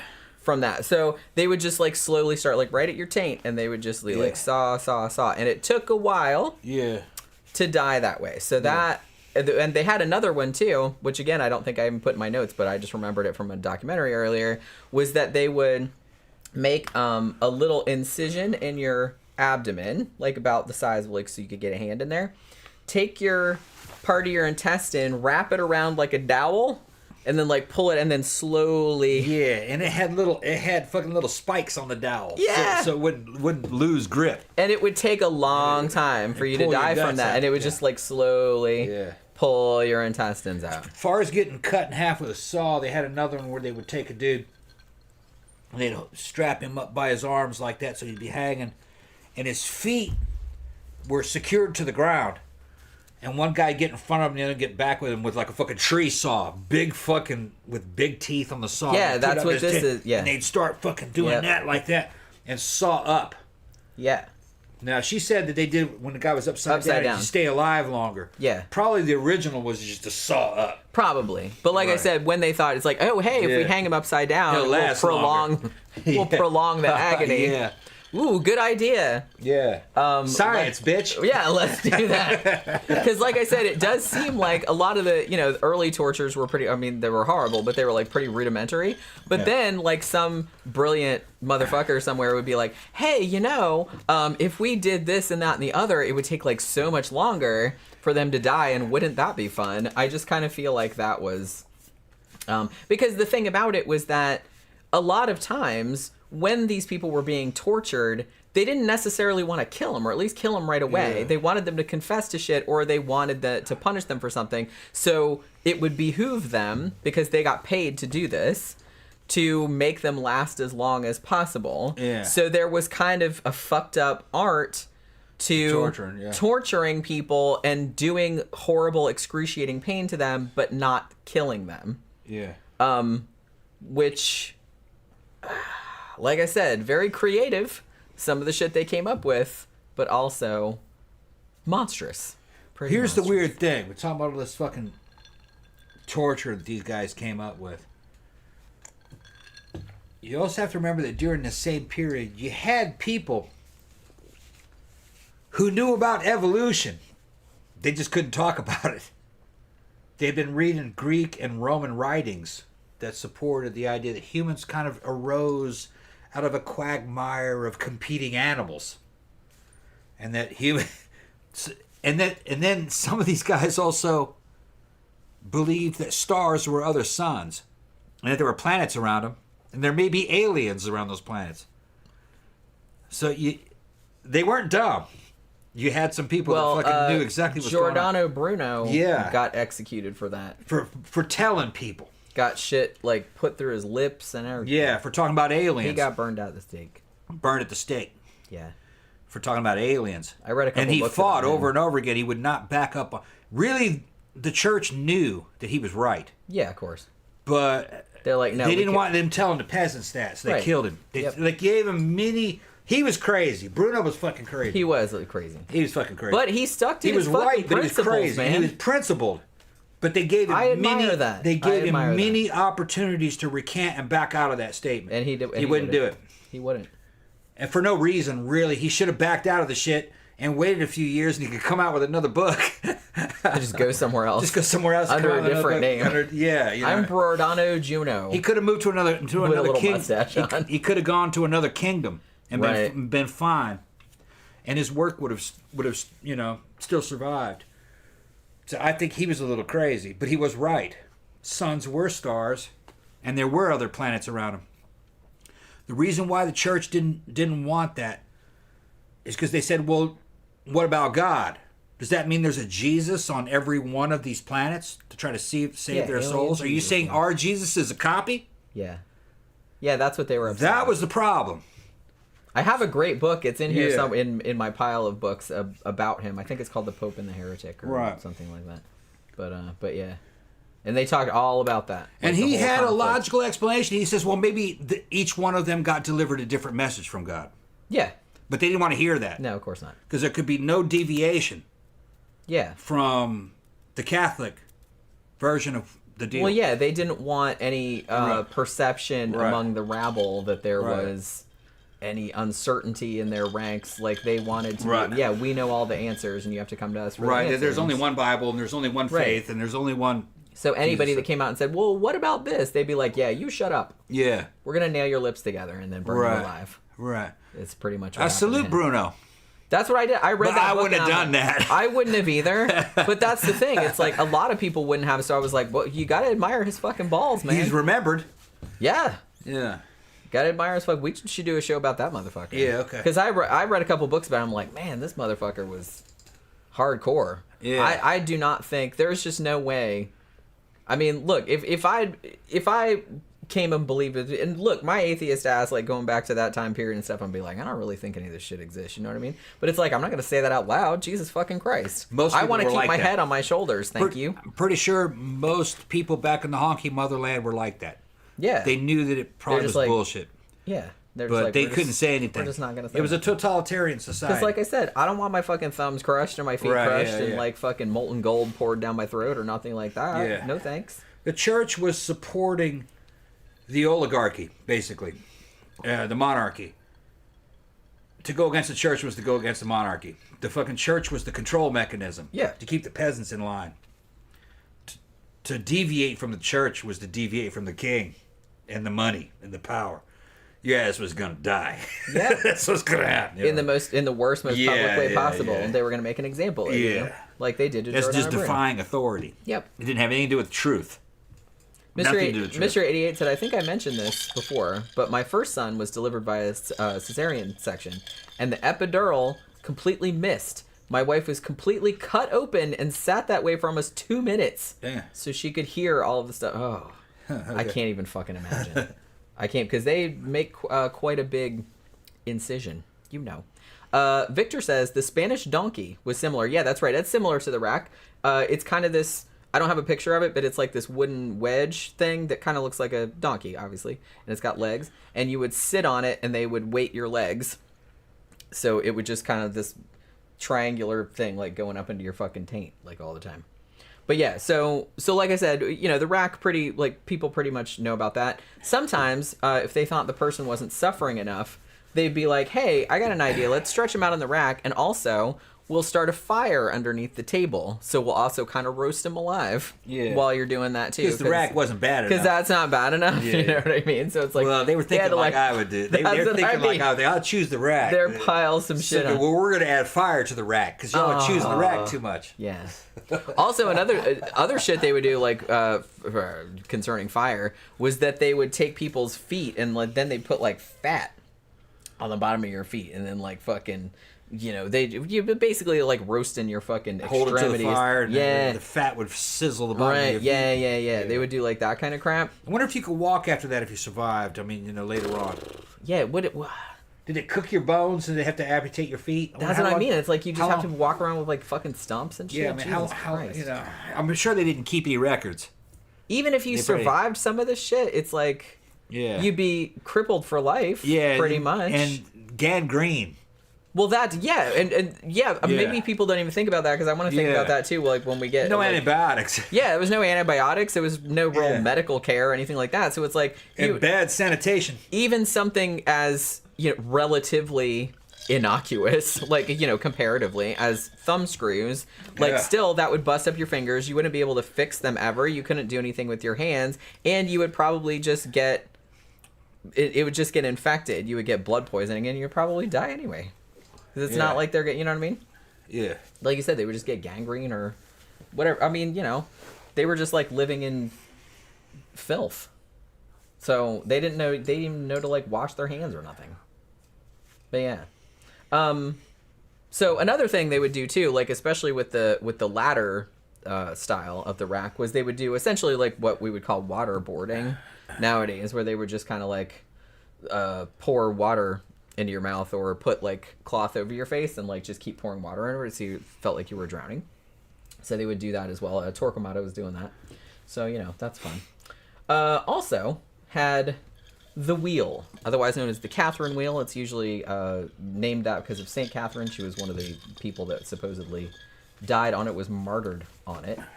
And she was supposedly the first person that was martyred on it. I don't know if that's the case or not. Now, apparently, at least from what I read, the original idea for the wheel was that they would take somebody, like the prisoner or whoever, and they would lay them in the road and then run over them, like with a big wooden wagon wheel. Yeah. And then they thought, well, why don't we just take the wheel off and also put spikes on it? Yeah. Oh, and also like tangle the person up on it and put them around it and then like hit them with a cudgel. Yeah. Running over them, that's not good enough. And like break all the... See, that's what I mean. It's like it started out... Yeah, you talking about the wheel, breaking somebody on the wheel. Yeah, kind of like rudimentary. Oh, let's just take them out and run them over with a wagon wheel and crush their bones and stuff. But then they kept adding improvements. Yeah, put a fire on the bottom. If you want to go through the fire. Right, that's what I mean. Yeah. But yeah, it was very common too, like not only to put spikes on it because they're like, ooh, let's add some spikes because that always is fun. Yeah. But then they would have like this big iron bar and they would spin you around and then they would randomly just like hit you with this fucking iron bar and like break your bones with it. Hey, they tried to break Simon Le Bon on the wheel. Didn't you see fucking in the Wild Boys video? He's on the wheel going through the water. Yeah. Simon made it. He did, yeah. Almost drowned. He did. That was the story. Yeah. If you're not... Probably just a story. Maybe. He apparently serious as it was. Got stuck with it. It's not dangerous. It's not dangerous to make a rock music video. Well, yeah, I'm sure there were like tons of people around being like, hey, we probably need to like drain some of that water out or something like that. But yeah. So that's the thing, and it depended on what you did as well, because sometimes what they would do if you did some crimes, quote unquote, because I'm sure some of the shit they did wasn't really crimes, but they would put you on there and they're like, well, we're just gonna like fuck you up a little bit and then we'll just strangle you to death. Ugh. You know what I mean? That's where the term coup de grace comes from, like, you know, like the mercy. Yeah. Which is what they would do that with burning at the stake too. They're like, well, we'll tie you to the stake, but if you confess and give your soul to Jesus or whatever the fuck, then we'll strangle you first, like, so you don't burn alive. Yeah. Right? So it was kind of the same thing. Although I suspect most people burned at the stake actually died from smoke inhalation. I hope they did. Probably because there would have been a lot of smoke. I think they would have died first. I mean, I hope they did, because my army buddy, that would suck too, but yeah, my army buddy Sparks, he was my AG in Korea. I'm still in contact with him. I showed a picture of him earlier. He's like, yeah, well, damn, Tom, how big is he? He was like 6'2". All right. Motherfucker was a babe magnet. Fucking had all kinds of girlfriends. Ended up marrying this fucking fine-ass black chick. He had a party at his house, and the fucking fire got started because somebody let off some fireworks in, and it fucking... And when the fire happened, he got everybody out of there, but he wasn't able to save his dogs. And for the party, he had his dogs in the kennels. And later on, after the fire, you know what I mean, fucking, he got reassured. He thought the dogs burned alive, but they didn't. They died of smoke inhalation. Yeah. And smoke hits you before the fire does. Well, that's what most people die. And all it takes is a couple of breaths of that fucking deep smoke, and it fucking knocks you out. And I'm sure it's not pleasant, but I'm sure it's a lot more pleasant than like fucking burning alive. He heard the dogs barking, and he was trying to help evacuate. And him and his buddies were trying to evacuate out of there. Fucking Sparks is fucking. He's fucking competent as fuck. He left the dogs for last, but by the time the fucking dogs came up, he couldn't get up there. It was just black with smoke. He couldn't see. He could hear them barking, but then the barking stopped. That's awful. Yeah. I don't even want to think about that. Yeah, they were his babies. Well, he raised them, hand-raised them. No one's stopping me coming in here getting Pookie and Bam and babies. 2 big old pit bulls. It's real friendly pit bulls. I mean, I don't have no kids I gotta save. I got fur babies. Mm-hmm. Nobody's stopping me getting into them. Sorry. I don't care what happens. But yeah. So yeah, so what we're talking about. So, the Catherine wheel. I think I had a picture of that, but everybody knows what the wheel looks like. Next thing I want to talk about, this one's kind of fucked up. And I feel like people probably know what this one is, but I don't see this one talked about as much. This one's called the Judas Cradle, which is also a really good song by Spawn Ranch, by the way. And I'm pretty sure I have a picture of that. Let's see that. That's that thing right there. Oh, now, man. By looking at it, you can probably imagine the fun stuff. Oh, that goes up in your ass, doesn't it? They make you sit on that, don't they? You know it does, yes. Oh, yeah, man. See, I told you. That's my greatest fear, man. So this is the one that Tom least wants to happen in. Because it's going right up in your booty hole. Or like right up in your taint, or whatever. Judas Cradle is usually what it's called, or sometimes it's called the Judas Chair. I don't actually know when this was invented, but it was, in common use in the Middle Ages. We're using gravity in this one, just kind of like the Spanish donkey, like Victor brought up earlier. So as I demonstrated, it's this kind of wooden triangular thingy. Looks like a pyramid.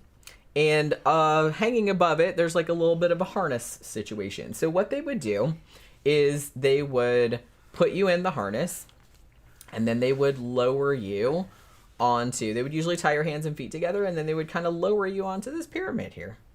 Because it was all on pulleys and whatnot, like the harness. So it would come down, like I said, right in your taint or right in your butthole. And, or I guess if it's a woman, like right up in your vagina or in your butthole. So you would have this tip, like up in your fucking crotch. Yeah. All the time. And you couldn't really move because they would, like I said, they would tie your feet and hands together. So you couldn't really, if you tried to struggle or anything like that, it would just kind of push it down further. So they would just make you sit on this for however long they deemed necessary. Sometimes a few hours, sometimes a few days. Damn. Just leave you hanging there. Then they kept handing you weights to hold. And then they said if you weren't sufficiently confessing or anything like that, they would either or put weights on your legs so it would pull down, or they would also put oil up in your butthole so it would like go down, so it would be like slicker.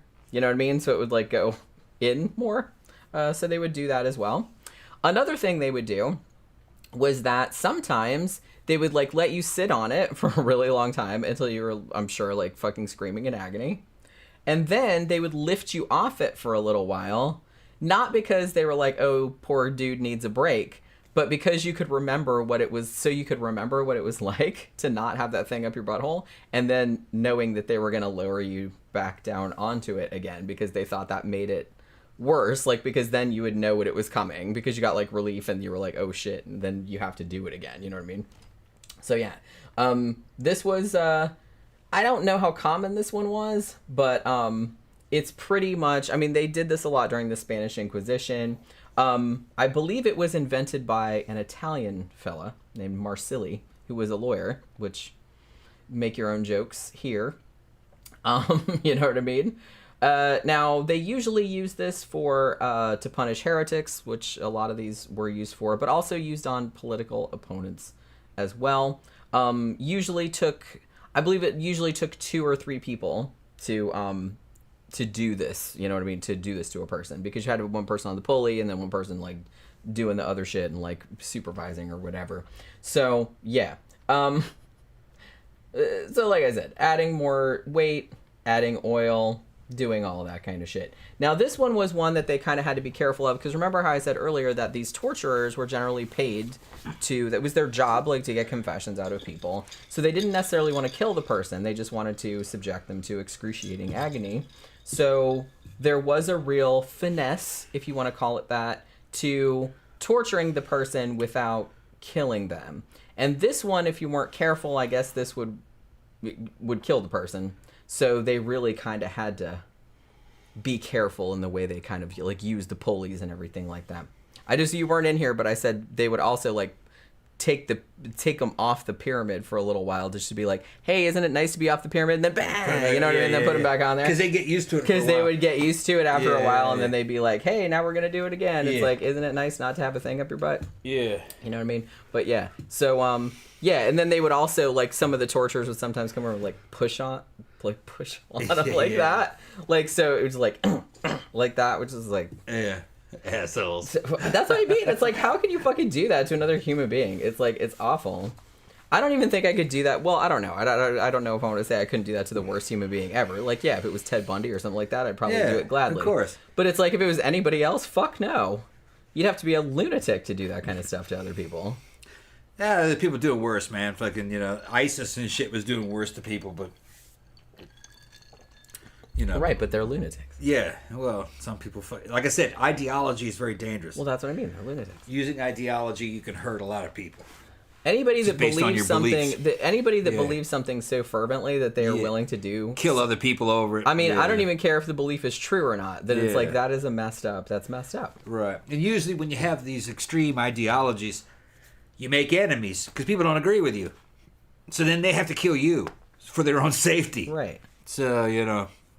Ideology needs to be kept. If you believe something, kind of keep the shit to yourself. Live it, but don't fuck with other people with it. You know what I mean?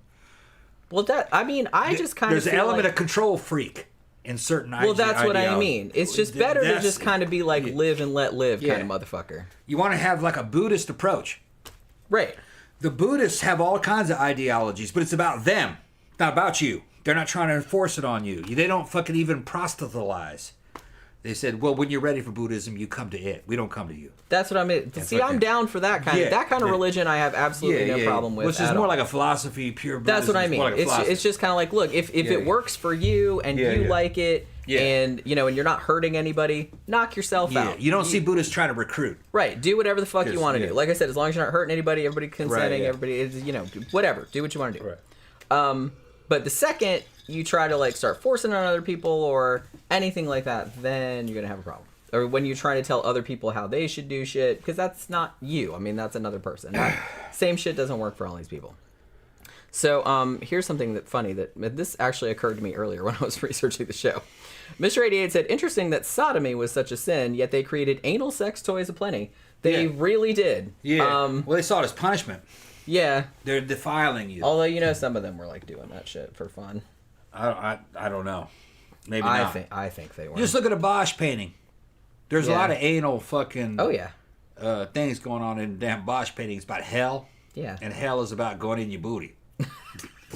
Sometimes there's another new 13 o'clock t-shirt. Yeah, hell is about going in your booty. Going in your booty. I mean, because that could have multiple references there. Yeah. To all. If you look at the Bosch paintings, you have these fucking animal humans, and somebody else is putting something in an animal human's booty, and the devil's looking, and fucking all kinds of weird shit. But the fact that they did some insane paintings. They were great paintings. They are awesome. I love them.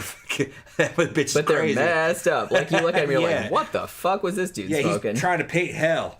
Yeah. Yeah. Like, they fucking creative. It was very creative. Yeah. Very creative. They weren't stupid. They were just kind of fucking crazy. Yeah. That's what I mean. They came up with some crazy shit. Crazy shit. But yeah. Well, the fact that they thought of this stuff is indicative to me that it was on their minds. So the fact that they were so concerned with putting stuff up in their booty. Yeah. I kind of feel like a lot of them were doing it for fun. Why would that even occur to you otherwise? Like, to put that, you know what I mean? I'm going to go the other direction and say no. I don't think they were. They had gay people, of course, but they kept that shit low.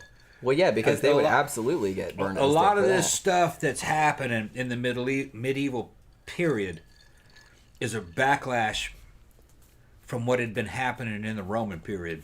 Well, because they thought it was too decadent. Yeah.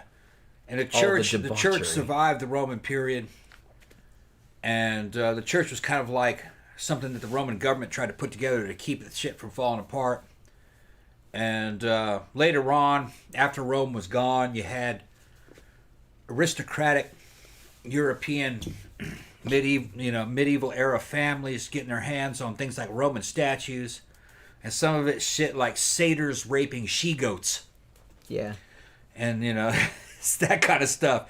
And weird statues of little men with gigantic fucking dicks. They didn't understand. They just knew that the Romans were very sexual and that they didn't make it. But that Christianity did.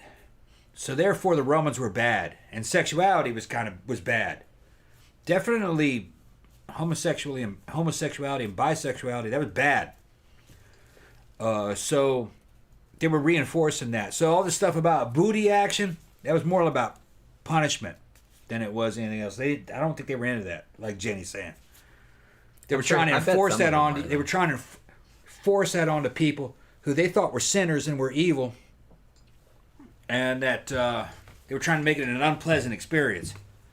So it was, Well, anything that's done to you against your will is an unpleasant experience. Right. I don't care what it is. You're like, oh, you want to be a hoe? Then here, put this in your booty. That's big, kind of the huge fucking wooden pyramid. Yeah, put this fucking wooden pyramid up your booty if you're such a hoe. I mean, they were fucking vicious. So no, this was. I can't even imagine what that would fucking feel like. Yeah, like, I mean, no, I can't imagine it. Right, and it's horrifying. Yeah. And like I said, we watch a lot of porn, okay? Like, just the business that we're in. Yeah. And I've seen some girls put some enormous shit, like, up in their ass, okay? So some people can do it, but you can't just do that. You got to work up. You got to work up to that. Like we were talking about earlier today, this girl was putting stuff up in there, looking at the camera, big old smile on her face, no fucking problem. And I'm looking at that shit, my fucking hair's standing. God damn, I can't believe. Look at the size of that. Yeah. Big. She just like sticks it right up in there. And she's just like hitting it fucking hard with gusto, looking right in the fucking camera. She's doing it alone in her room. Yeah. And we're talking about something the size of a bowling pin. Yeah. Easily, wouldn't it? Bigger than that. Maybe bigger than that. I was impressed. Yeah. But in general, the size and shape about like a bowling pin. Yeah. The big end, not the small end. Well, all of it together. Yeah. A bowling pin upside down is a better description of one of those things. That's what I was thinking. Yeah. That's what I was thinking. Yeah. But yeah. So anything can be done with practice. I don't see too many of them putting a big wooden pyramid up there. No, that shape is not made for. Yeah, you don't really want. You don't see too many sex toys shaped like that for that very reason. Yeah. You don't want edges on the stuff. Zach, could you take a bowling pin upside down? An upside down bowling pin. Upside down. Like not the smooth end, the kind of flat on the bottom. And rubber, so it's got some give to it. Yeah. Well, yeah, you wouldn't want to put like an actual No. bowling pin. I'm sure there's some people that can do it. It was a giant sci-fi animalistic kind of a fucking dildo thing. Yeah. But it was huge. Oh yeah, fucking. Well, 18 inches in length easily. It was so big that I was thinking that I know this isn't going to happen, but I was just like, is that going to come out her mouth? Yeah. I was thinking for a second it might come out her mouth. That's how long it was. Yeah. But I know how that big anatomy around works, it. That big so I around know it. that's It's not gonna greatest. happen. But yeah, it was big. Yeah. It was big. You got some anal queens out there. We do, yeah. Like I said, it's kind of impressive, honestly. Yeah, it's like a just fucking, from an anatomical standpoint, I was just like, wow. like a anal Evil Knievel. Well, because like intellectually, you know that's possible, but then like when you see somebody do it, you're like, holy fucking shit. I didn't intellectually grasp that that was possible until I've seen it. It is. I didn't think that was possible until I see it. It is possible. Yeah. It's not everyone wants to do that, obviously. Yeah. And I can't really say I blame them, but you know what I mean. Yeah. So remember how we were saying before about like infection and stuff. So the thing about the Judas cradle, probably like a lot of these torture devices, it's like, okay, so Gary here is sitting on the anal pyramid for 2 days or whatever, and he's getting all kind of what are we gonna call it, bodily fluids on it, blood, shit, ass juice, whatever. And do you think they clean that? They do not. So then they bring in the next person, Aloysius or whatever his name is, and then they put him on the anal pyramid, and all of Gary's butt juice is still on there. That's ridiculous. So you can imagine that even if this didn't kill you, you'd have you probably wish you were dead, and you would probably get some horrible disease. Victor's in there saying he's not gay because he's a top. I'm not gay, I'm a top. I think that might have been Victor's way on the slide trying to tell me that he couldn't take a reverse bowling pin. Well, hey, no shame. Yeah. I mean, I'm not sticking a bowling pin up there. It's about that's about how big it was, wasn't it? Yeah. Yeah. Which, like I said, I salute that chick. I do. Yeah. And I'm not even being like funny or ironic or anything like that. I'm like, that's a talent that I do not possess. And we're not talking slowly, we're talking aggressively. And that chick was like, maybe what, 22, 23, 24? So, yeah, I don't know how old she was. But yeah, she's pretty young. Little goth chick. And they're always like real skinny, which kills me. Yeah. I guess it's more impressive if they're like this tiny little waifish. Yeah, a little goth chick. Like Tinkerbell looking motherfucker that sticks this huge thing up their ass that's like as big as they are. Yeah, little flat chested goth chick. I mean, it's just fucking crazy. Like I said, I've seen some people put some big shit up their ass, but it's just kind of like that was the biggest thing that I've ever seen anybody put up their ass, and I was just kind of like, wow, all right. But yeah, so what would have happened? What would happen if like an anal queen porn star went back to the Middle Ages and they put her on one of these?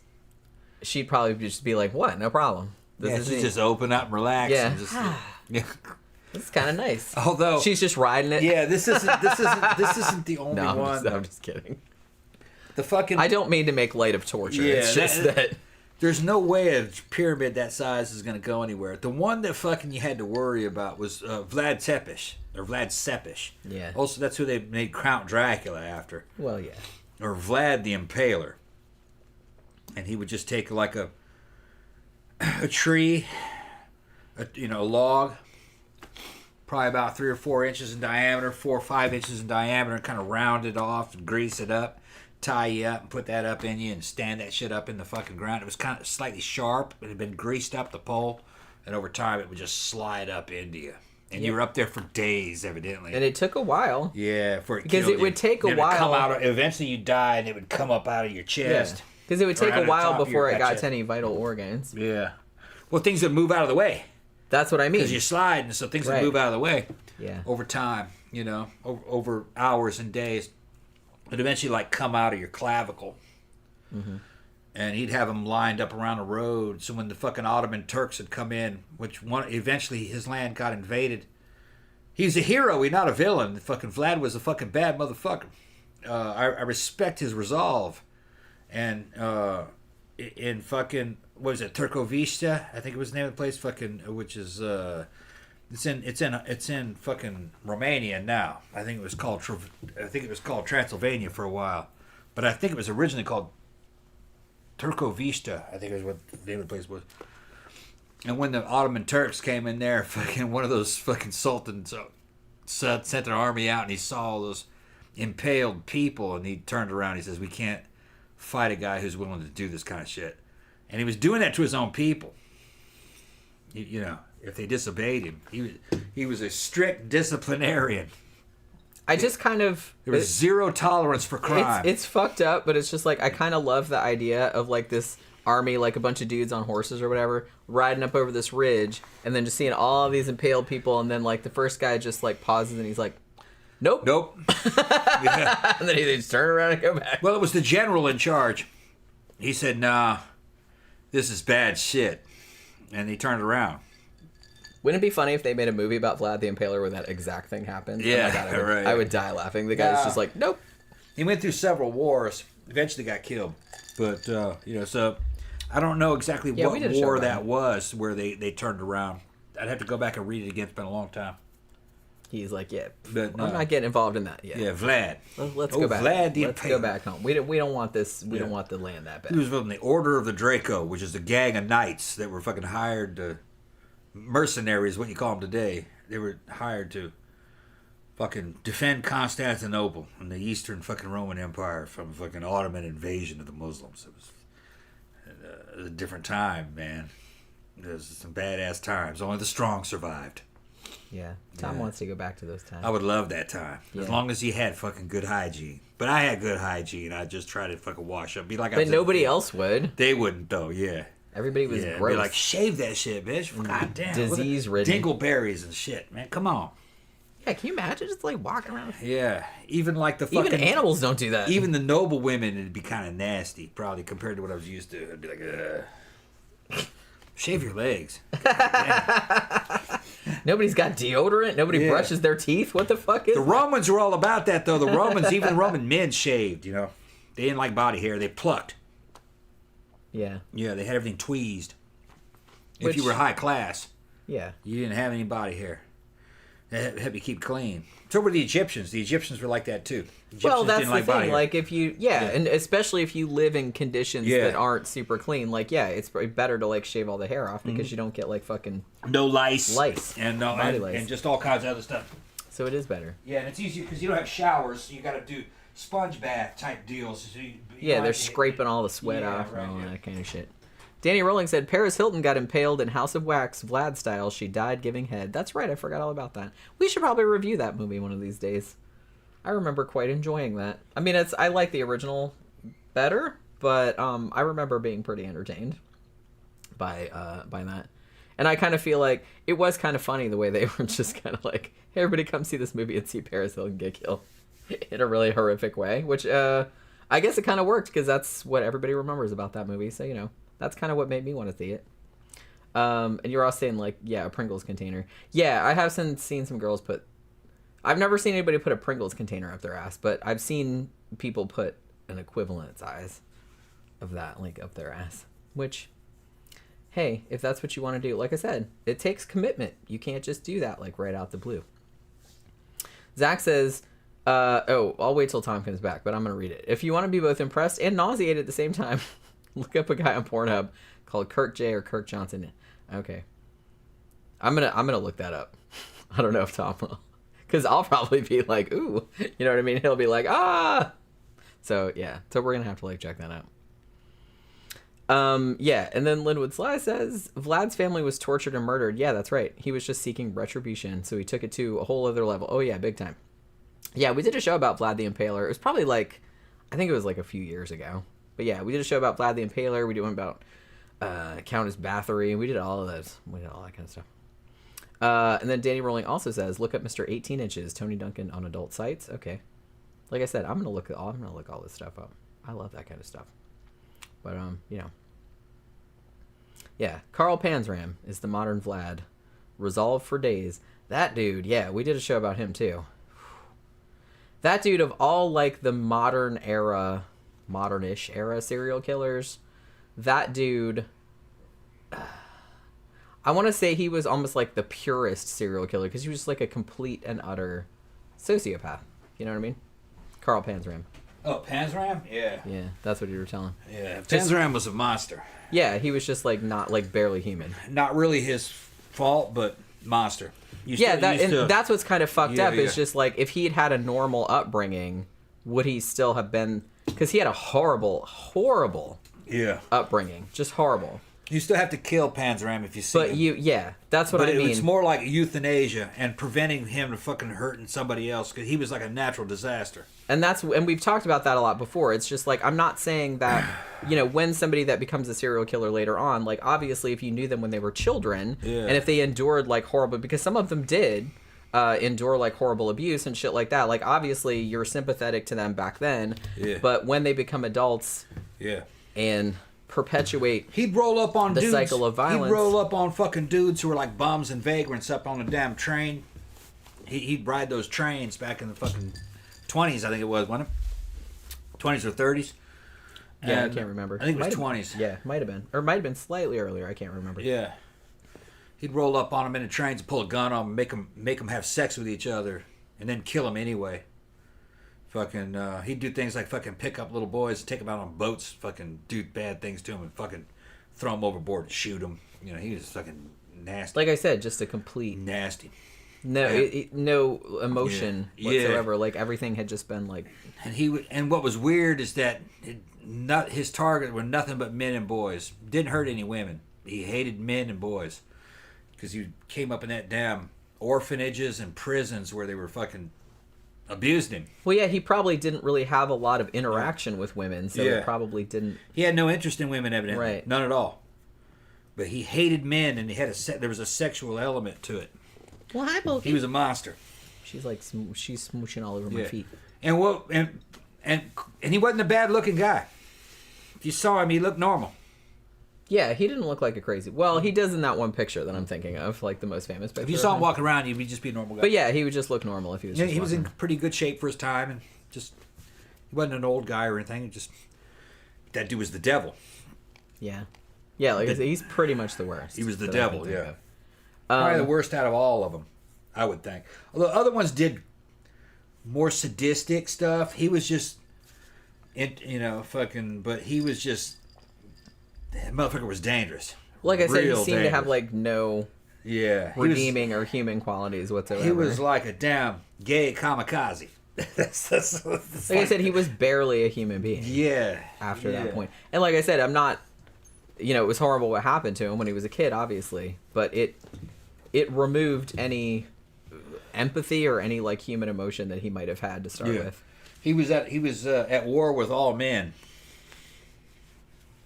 Zach says you weren't here when I said this. If you want to be both impressed and nauseated at the same time, look up a guy on Pornhub called Kirk J or Kirk Johnson. I don't know that one. What's he do? Well, I guess we'll have to see. I ain't gonna look it up. I said you can look it up. I will. I'll look it up. That's gonna be some gay stuff there. That's good. And Tom's like, he's not. No, that might traumatize me. He might get traumatized. That might traumatize me. We'll watch animated gay stuff sometimes. If it's monsters. All kinds of shit happens. We're talking about animated as the 3D stuff. The World of Warcraft. I've kind of gotten into that. Yeah, World of Warcraft. I don't even play World of Warcraft or anything like that, but a lot of the porn that people make that have like animated characters that are like monsters and stuff, it's like I'm kind of into that. Hot female characters with werewolves and fucking minotaurs and all kinds of shit. They're kind of fun. Yeah. And then I was telling him the other day, I said, orcs. I think women and orcs. I think I'm starting to like the animated stuff better than the real people stuff because it's at least I know that it's like these aren't real people. Yeah. And it's like they weren't kind of like not enjoying themselves or anything like that. It was just, they're fictional. Female orcs in orgies with nymphs and fucking human women. It's like Dungeons and Dragons. Yeah, it's neat. I'm kind of into it. Which takes you back to the Roman period when you see all those old weird Roman statues of satyrs having sex with women and she-goats and fucking weird.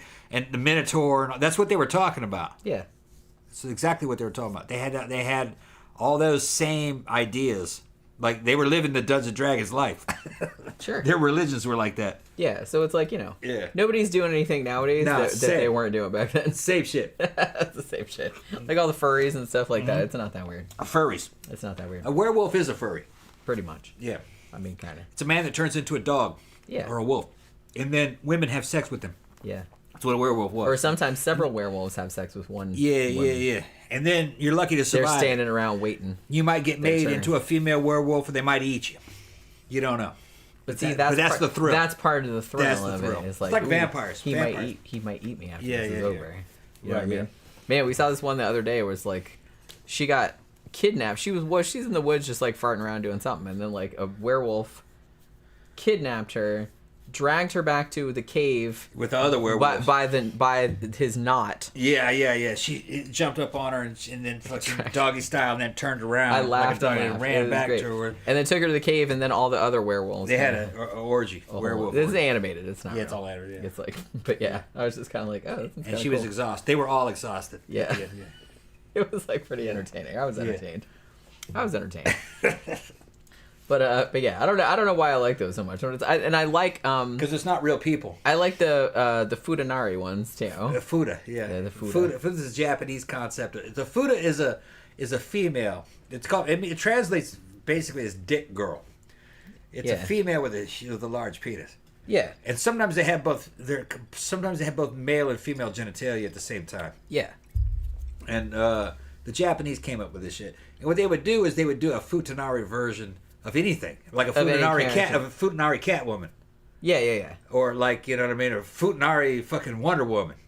You think it's Wonder Woman, then she draws down a fucking big old 10-inch fucking dick on you. What are you gonna do? Out. Yeah, what's gonna happen now? Yeah, she's gonna put the lasso of truth around you, and she's gonna stick that dick. And it's not. She's not male. She's female. Yeah, but she's just got this fucking dick. So what are you gonna do? That's what I mean. I kind of like those too. I like those too. That's the idea. Yeah. Yeah. Everything. The Romans would have liked that too. Probably. Yeah, because it's all these sexual games, sexual mind games. Yeah. Yeah. And like I said, about what your limits are. Yeah. And what are you going to do when this happens? Right. You going to run, or are you going to stay, or what's going to...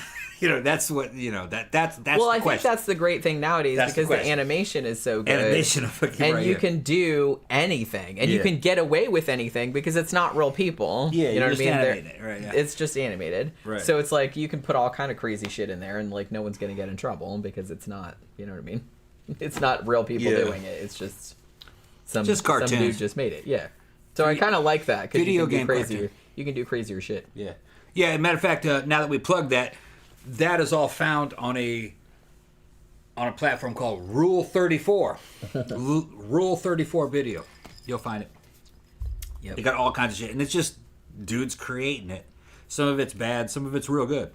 Some of the animation is gorgeous. Yeah, some of it's a little rudimentary. Yeah. Like you can tell it's just like a student. Other stuff is Hollywood quality. But yeah, other stuff is like really good. Yeah. Like I'm shocked at I'm just like, wow, look at the fucking light and shade on that kind of shit. They got a dude named fucking Great M8. Great Mate. Great M8 is how it's spelled. And he does another one called Great B8, which is Great Bait. And he's doing, what's the name of that? Something or other, Academia? Yeah. What's the name of that? Fucking Academia. It's some Japanese. Yeah, I don't know much manga. About, yeah, I don't know a lot about like manga. And, and he's doing that. But yeah, there's a lot of characters. But he does really good animation. Yeah, some of them facial are really expressions good. And shit. Yeah, it's like something out of damn Hollywood. Because some of them are just kind of like, just a few seconds long, and they just loop it, and like the faces are just kind of like, yeah, whatever. Yeah, you know what I mean? Like if it was a real person. Yeah. But some of them have like really expressive faces and like really good voice acting and stuff like that. Like some of them are really really took their time on it, which I kind of appreciate. You know what I mean? Yeah. Yeah. So I don't know. We kind of got into those sometimes. What's that one? General Butch. Yeah, that's another. General that's Butch. Another He's a good one. Yeah. Is it sad that we watch so much porn? Yeah, you can find General Butch on that we know like the name of the creators of the animated. You can find General Butch on Twitter or X. Just look up General Butch, and he'll direct you to where all his shit is. Yeah, you can see it for free. He does superheroes and stuff. Yeah. They're fun. Yeah, they're fun. All right, so now let's talk about probably the most famous. Well, other than the Rack, I feel like this is the most famous, the Iron Maiden. Interestingly. And I don't know if you know this or not, but the Iron Maiden, there's actually a lot of controversy about whether the Iron Maiden was an actual torture device from the Middle Ages or whether it was from later and it was like extrapolated backwards. Yeah, in other words, they were faking it. Right. Yeah, it looks like what I a mean? fake to me because that wouldn't be torture. That'd just be death. You're slamming somebody. Although, well, the thing about it, you know, the ideal Iron Maiden is, it has spikes in it, but the spikes are ideally supposed to be short enough to like poke all your shit but not kill you right away. Like, so you're supposed to just be like in there with little spikes like poking in your organs, but not enough to kill you, so you're just kind of in there slowly bleeding to death. The ones that I saw went into your eyes. And yeah, your they mouth. did have some that went into your eyes too. Your eyes, like and they usually have mouth, spikes that and would go like in in your heart, and they had one off to the left where it'd be your heart was supposed to, but it might have been a fake, like you said. Probably all the surviving Iron Maidens are reproductions. Well, see, that's what the controversy is. Right. Because I didn't realize there was like such a historical controversy about this until I started like researching this show. But like I said, ideally, the spikes were supposed to be short enough that it wouldn't kill you right away. You're supposed to like be in there like bleeding to death for a while. You know what I mean? Although it did have ones that would poke into your eyes. Now, according to many historians, the Iron Maiden was actually not a medieval torture device, because the first mention of the Iron Maiden that they know of came from the 18th century. And this is from a particular writer named Johann Sibenkes, I guess is how you pronounce it, Sibenkes, something like that. And he wrote this kind of guidebook about the city of Nuremberg in Germany, and he mentioned one in there. And he mentioned something that had supposedly happened back in 1515, this execution that had taken place in Nuremberg.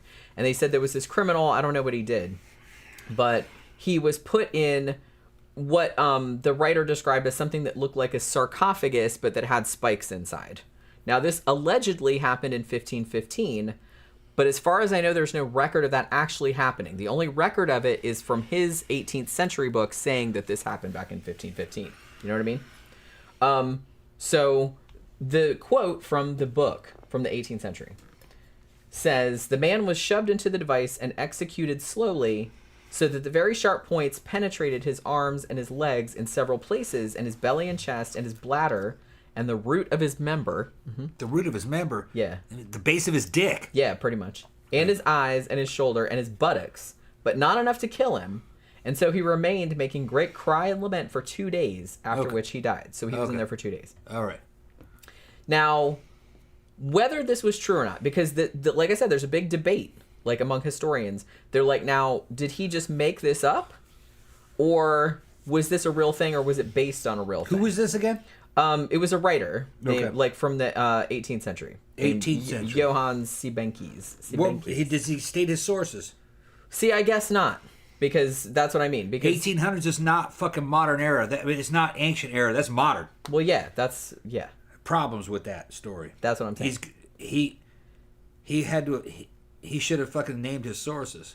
Right. So they're noting that it's like there is, as far as I know, no absolutely confirmed Iron Maiden that came from before that time. Because after that book came out, obviously the idea took off because people were like, wow, that's neat. Yeah. So then a bunch of like became a sensation. Museums like started kind of like cobbling them together. Yeah, here's or the like Iron making Man. something that looked like that and then like putting them in there based upon the story. And then and like even at the World's Fair in Chicago, like in the late 1800s, like they had one there. Yeah. So and I think people started associating it with the medieval era. I'm not saying that they didn't exist, but they're just saying that they don't know if they did. No, it has hallmarks of alleged. Yeah. So they said now there was one that was called the Iron Maiden of Nuremberg, which is probably like the most famous Iron Maiden in the world.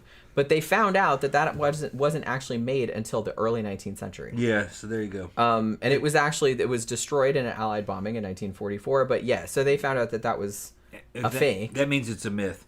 Now, I'm not saying that there weren't other devices like that it might not have been based on. Yeah. Because there does seem to be, like there was something from Marcus Attilius from the 5th century, his book, The City of God, which was written in Latin. And he mentioned in his book that someone was imprisoned actually, okay, so he didn't write the book, but this is about this general or whatever. So he was actually put in a box that had spikes on the inside. You know what I mean? Yeah. It's like a coffin kind of thing, but so he couldn't lean one way or the other, and he was like in there for so long that he actually couldn't sleep, so he died of sleep deprivation. Okay, so they had to stand up. Right. So yeah, you had to stand up in it. You couldn't lay down. Yeah. So they're arguing that that's kind of like the same concept as an Iron Maiden, and that was from the 5th century. So maybe that's where he got the idea from. There's also another device that was called that was from the 13th century. That was called a barrel of shame, or a what is it called? Shondmantel or something like that. And it was just kind of like this big barrel thing that they would put, like it went up to your neck, and then it kind of came out, like your legs could come out, but they just like put this thing on. It was more like a humiliation thing. Although I have seen other variations of it that they put you in this barrel, and they left you in there naked for a really long time, so you'd eventually like get all infected from like shitting and pissing. Like sitting in your own shit and piss. Yeah. So I don't know if that was a factor as well. Is that where the Three Stooges got all the damn running around in a barrel because you lost your clothes? Maybe so. That might have, yeah. Because that was kind of a thing, wasn't it? Like a barrel that had they put the barrel on and they walk around because they don't have any clothes. Yeah, why a barrel? But it might have been because of that. Because that was usually like not a real, like I said, that was more a humiliation thing. Like if you were a drunk or something like that. Right. Okay, well, no. They would put you in a barrel. Based on what your research right there, I'm going to tell you there was probably no Iron Maiden. Yeah. That's the same. Like, obviously they exist now, but it wasn't like a medieval torture device, probably. That's exactly the same effect that happened with the concept of the ninja. Yeah, we did a whole show about that. We did a whole show. Let me pee real quick while you're talking. Ninjas. The Japanese believed that ninjas existed based upon their reading of old history, the shinobi. All right, and from the shinobi is what the ninja were based on. But if you actually read the original Japanese story, what they're talking about regular military scouting, fucking tactics, sending guys in to scout an area out. While the enemy's asleep, you set a fire in fucking part of their fucking defenses and start burning them out and destroy some of their fucking supplies and fucking interdict fucking supplies that are coming into the fucking castle. That's just regular military operations that you use recon scouts and shit for that. All right. Based on those stories, they came up with the idea of the ninja. But there actually were no ninja. When you think of ninja, you think of doing a damn fucking black fucking outfit and a sword, jumping out of the shadows and fucking attacking samurai. That didn't exist. The Japanese thought it existed, but it didn't. They invented it based upon their readings of history. The reason why it was black, the outfit, if you know anything, the fucking Sly will tell you, I think he might be ex-infantry, but I know he's ex-army. Black is not a good camouflage. At night, it doesn't really blend in. What's best is fucking green. Green and gray. The reason why the Japanese believed that the ninja wore black is because in Japanese theater, the stagehands wore black. And when they recreated Ninja's attack, they just used the fucking stagehand who was dressed in black fighting the main character. And you couldn't see him that well, and that was kind of the they were trying to depict a person who was fighting from the shadows. But there were never any real armed forces fighting in black uniforms, and that they were fucking mercenaries that were hired. Fucking, we need this mission done. Let's hire the ninjas to do it. No Japanese warlord would hire fucking third parties that they couldn't trust. They used their own guys to do all that. But eventually, over time, the Japanese came to believe that ninjas once existed. But that's what happened. They never over did. The years, like stuff gets. The Iron Maiden story is the same. I kind of feel like maybe. Yeah. This really does seem like, and I'm not saying that it couldn't have existed, because believe me, like people in the Middle Ages came up with weirder shit than that. That but, particular one sounds fishy. But that particular one, I think that was a later invention. Like, it just kind of came from a fictional story, and then people were like, oh, that's a neat idea. Let's make one, or something like that. But it did come from some real shit. Like I said, because there was some stuff from the 5th century that talked about, not a, sarcophagus, but like a box that had like spikes inside. And also, I guess there were like a bunch of really old fairy tales, like from the early Middle Ages and stuff, where it was pretty common for like evil stepmothers in particular to be kind of like sealed up in like a box or some kind of cask, like a wine cask or a barrel that had spikes on the inside, and then like they were kind of thrown in the river or whatever. So it's not like the idea came from nowhere. It's just that particular thing that looked like a sarcophagus that opened that had spikes in it was maybe not a medieval torture device, but something that came along later and then people made it. But like I said, there's still like controversy about that, because there is some there are some people that argue no, that they had some that they think are from the 12th century that were actually used and stuff like that, but I'm not really sure. It does seem like it was just kind of one of those things that was kind of fictional. But like I said, it sounds totally plausible because they came up with some fucking crazy shit. The thing is, that it doesn't really sound that crazy. If there was an Iron Maiden, there would be a long history of it being mentioned. Because you know that the wheel existed, they mentioned it. You know that thumb screws existed, they mentioned it. Yeah, well, there were old woodcuts of people being subjected to right. It based on what you said, yeah, the Iron Maiden was probably invented later on. Yeah. In hindsight. In hindsight, there was a fucking... Yeah. Like I said, there were, like, rudimentary versions of it prior to that. It's not the same thing, though. But it's not the same exact thing. Right. Not the same exact thing. So here's another one that I think I have a picture of. This one here is called The Scavenger's Daughter. I'm pretty sure, yes, I have a picture of that. Oh, man. They got those for sale on damn Shein. They do. We need one of those. Yeah, you think? Yeah, Okay. I'll roll you over. You get a roll. Yeah, you would love it. Yeah, this looks like some fetish shit now. That looks like some fetish But I'm sure shit. it was much less fun back in the old look at her days. face. She's just kind of... She's just dealing with it. Is she praying? Yeah, maybe. I think she's praying. Maybe that's what it is. So they're pretty sure they know where this came from. The reason it's called the Scavenger's Daughter is because the guy that invented it was named Skevington. So I guess it just became kind of bastardized over the time. So it's sometimes called Skevington's Daughter as well. So this was actually invented. They know who invented this. By Sir Leonard Skevington, who was around during when Henry VIII was during his reign. Now, Skevington was actually the lieutenant of the Tower of London at the time, and he was probably like an ass kisser, and he's like, "Hey, I'm going to invent a torture device. I'm going to get a fucking promotion or whatever." Now, what this was, they often call this kind of like the reverse rack, because what it is, it didn't look that bad in the picture, but what they're not really showing you is that when you were in it, the frame could like fold up. So it would essentially kind of like squish you this way. Whereas the rack would stretch you out this way. This one would kind of like do that. You know what I mean? Like kind of forcing you up into a sitting position, or like a putting you into a ball, like without your consent. You know what I mean? Like it would do that. So you could adjust it. Because it was like a hinge, and like you could there was like a screw on the side, and you could just like tighten it. It would just like pull you together like that. Like pull your knees like closer to your head. So it would do that.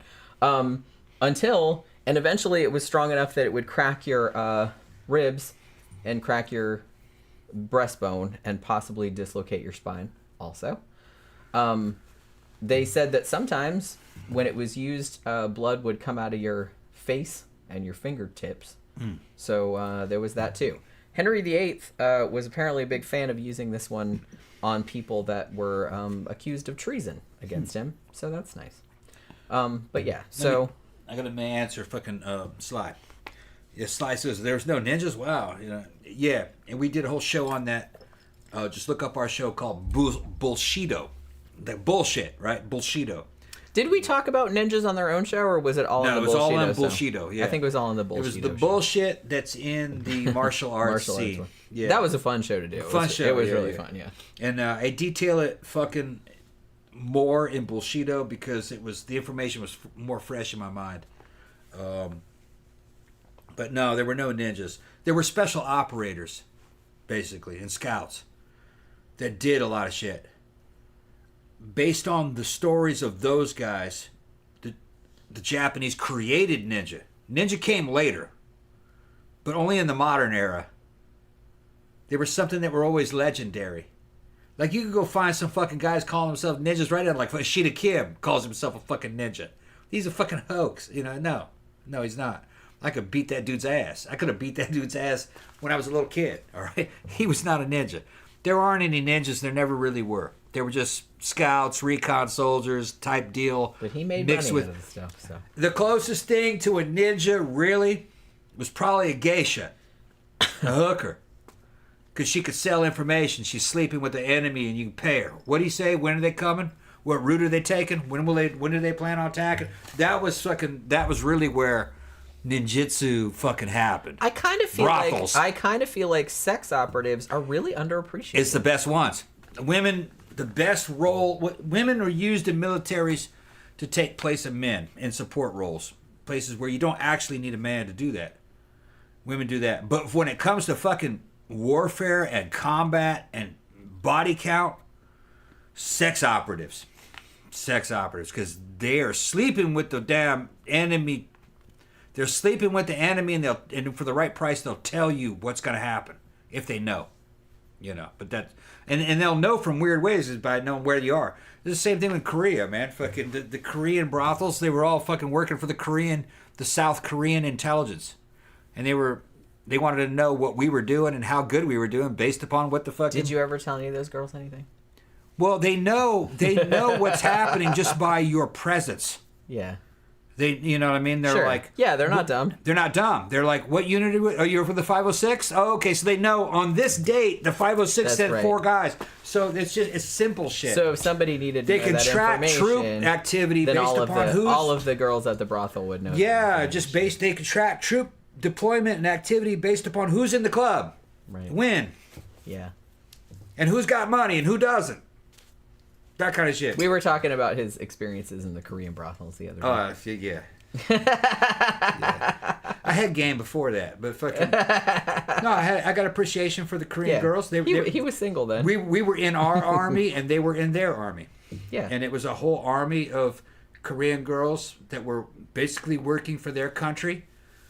To get every bit of money out of our pockets and into their Not so economy. much information. They just wanted... Information and money. They just wanted money mostly. Money and information, and they wanted to know that if they were being backed up, that if we were protecting them.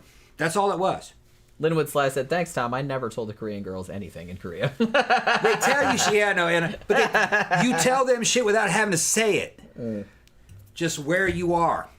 I had girls telling me when I was going to deploy. Yeah. Because they knew the patterns. Right. Well, yeah. Oh yeah, you'll be doing this next month. Really? Yeah. It's like, I didn't even because know they've been there for years. Right. I've only been, there for months. And they've seen them come and go. They knew the pattern. Right. Yeah. So they knew more about it than you did. Exactly. Which is kind of hilarious. We were talking about it because should I even say this? Because I was like, because Tom was wondering, or I was wondering. I said, I wonder if you have any little Toms running around out there anywhere. Well, they wouldn't be little anymore, obviously. They'd be adults. Probably not there. But you said maybe that was probably the only possibility. There were a couple of them that weren't prostitutes. Right. There were girls that were pretending to be prostitutes, trying to get laid.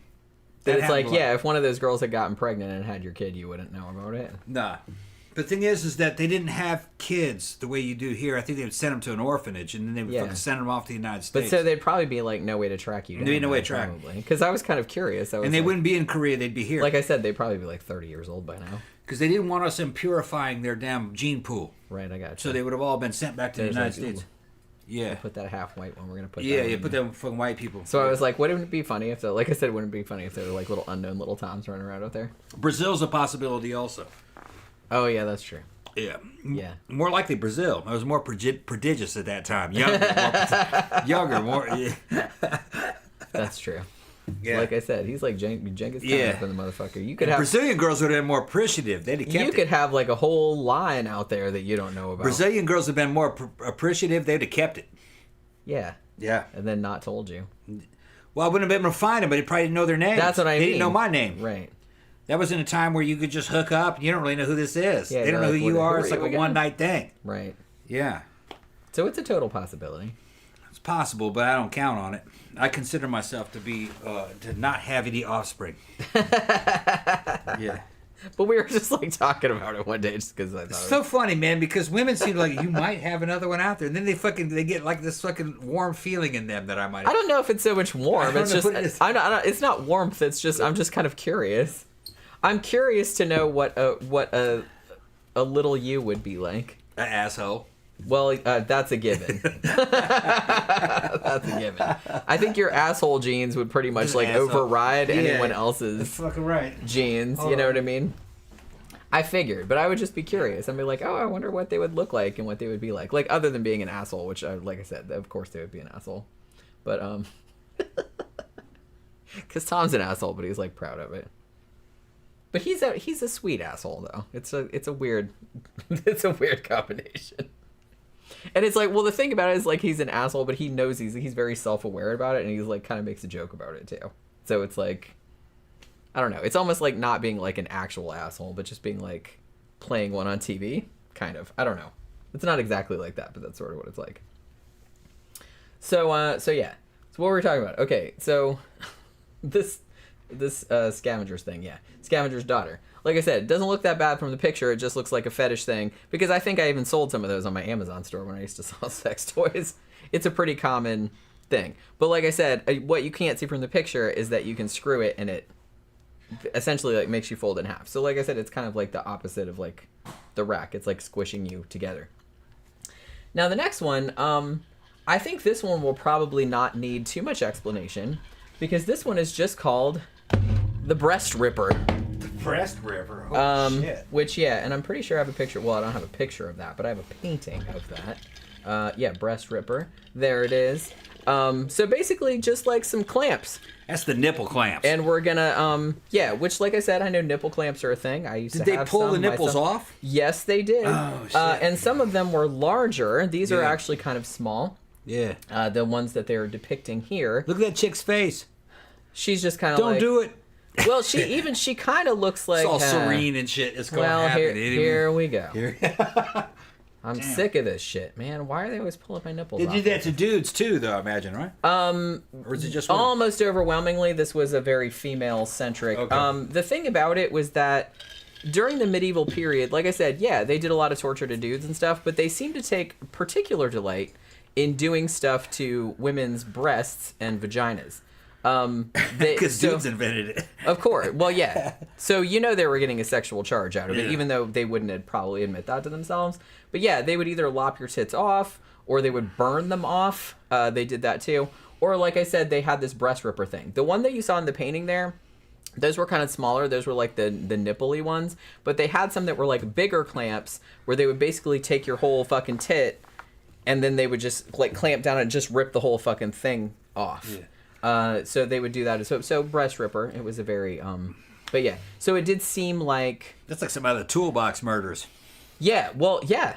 That's probably where they got a lot of their So that ideas dude from. did that shit with a pair of pliers. Yeah.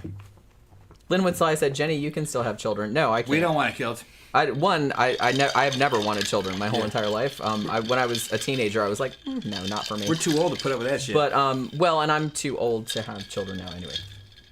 He's saying adopt. Oh, yeah, I mean, yeah. But No. like I said, I think I'm just too old to put up with that. Yeah, we don't put up with that. We don't have Holy time crap, for we got 3 cats. That's Yeah. enough. They're enough of a fucking... that window closed. I for us. can't imagine. You're really supposed to have kids when you're probably in your 20s. I When wouldn't you're have... young and dumb and have a lot of energy. Yeah, I mean, and I Yeah. still have like a lot of energy. Yeah. I'm not saying that, like for other things, for fun things. Yeah. But I don't really have a lot of energy to like follow a kid around. I just Yeah, don't. fucking. The thought of it like kind of Jen and Dimitri's bums me out. Jen and Dimitri, their daughter, was like a little kid last time we saw her. She's like fucking 18 now and is pregnant and got a kid. Yeah. And I was like, I went to Jen and said, how the hell, why'd you let that happen? And she's like, no, it's good. Let her have her kid now. Get it out of the way. Because that's what she did. Yeah, because now she's like 40 something, and and her kids are grown. Yeah, her kids are grown. She's anywhere, but she's she free. still looks fantastic. Yeah. She's still going out to clubbing and stuff like that. And her get that shit over with early. She's done. Yeah. Well, I mean, that's kind of what my parents did. I should have done it real early. They had me when they were 18. Yeah. You know, so, well, and they had a bunch more too. Yeah. 3 more. But my mom was still relatively. But like I said, my mom loves kids. I didn't get that gene. Yeah.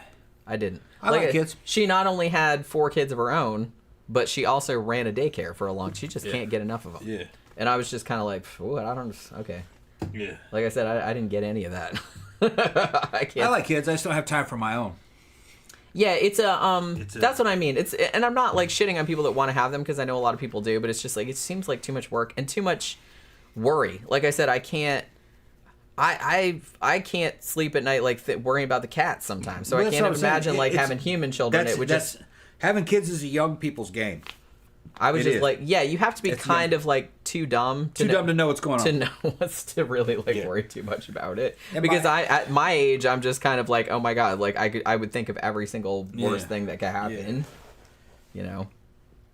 Which well, another thing is that fucking you have one now. We don't live long enough to be able to help that kid. That's what I mean. It's like we're already in our 50s. It's like, technically we could probably live another 20, 30 years, but still. Yeah, by that time we can't really be much help. Yeah, we wouldn't really be much help to them. Right, so I do kind of feel like it's probably better to have them. You don't have when you're young.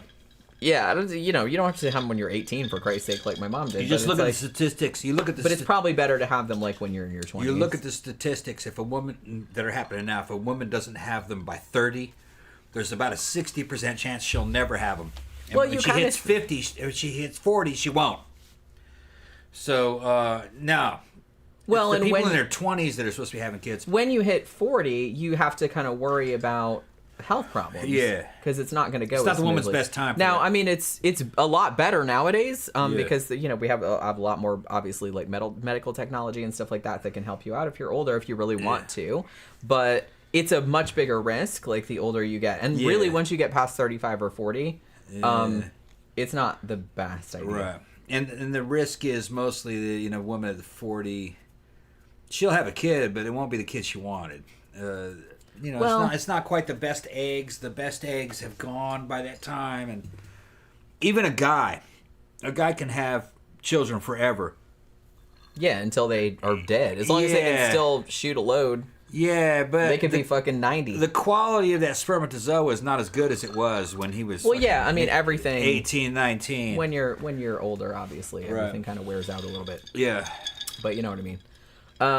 Wait a minute. Tammy said, "Had my kids at 22 and 24." Yeah, and it's weird now that my daughter is 31. Yeah, yeah. You did it right. Do it young. Yeah. Well, I mean, then you're free.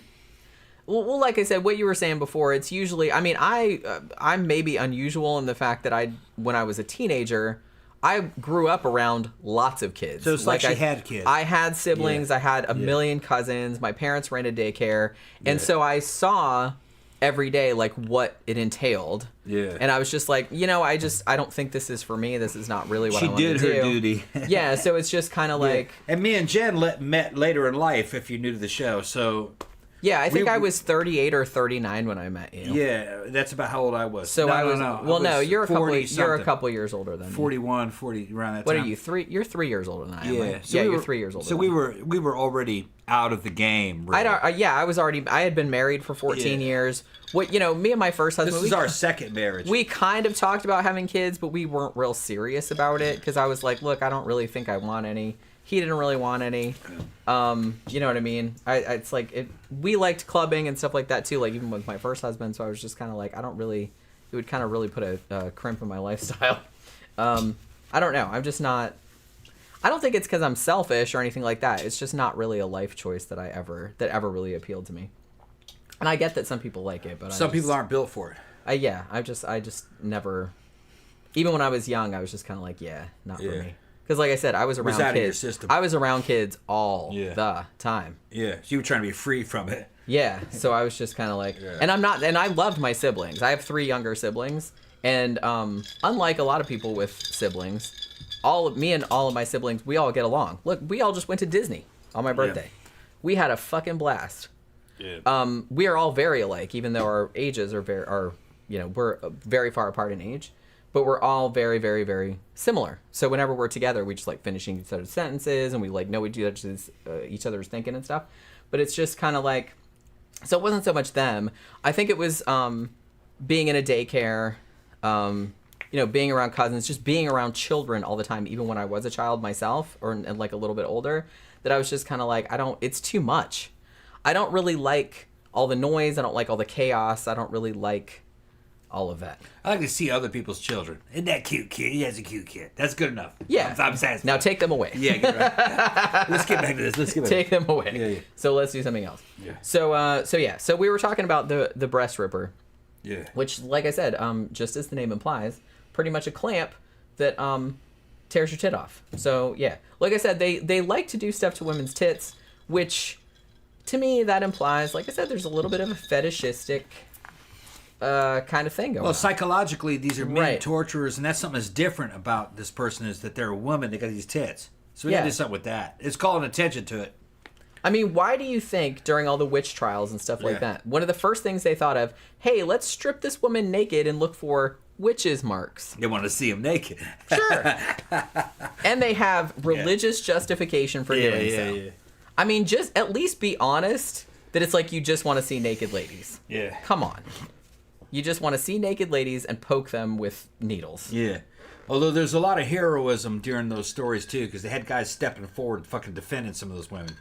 Going, They did, yeah. Going, nah, this here isn't right. They had one military guy step forward and saved a fucking young girl from this bullshit.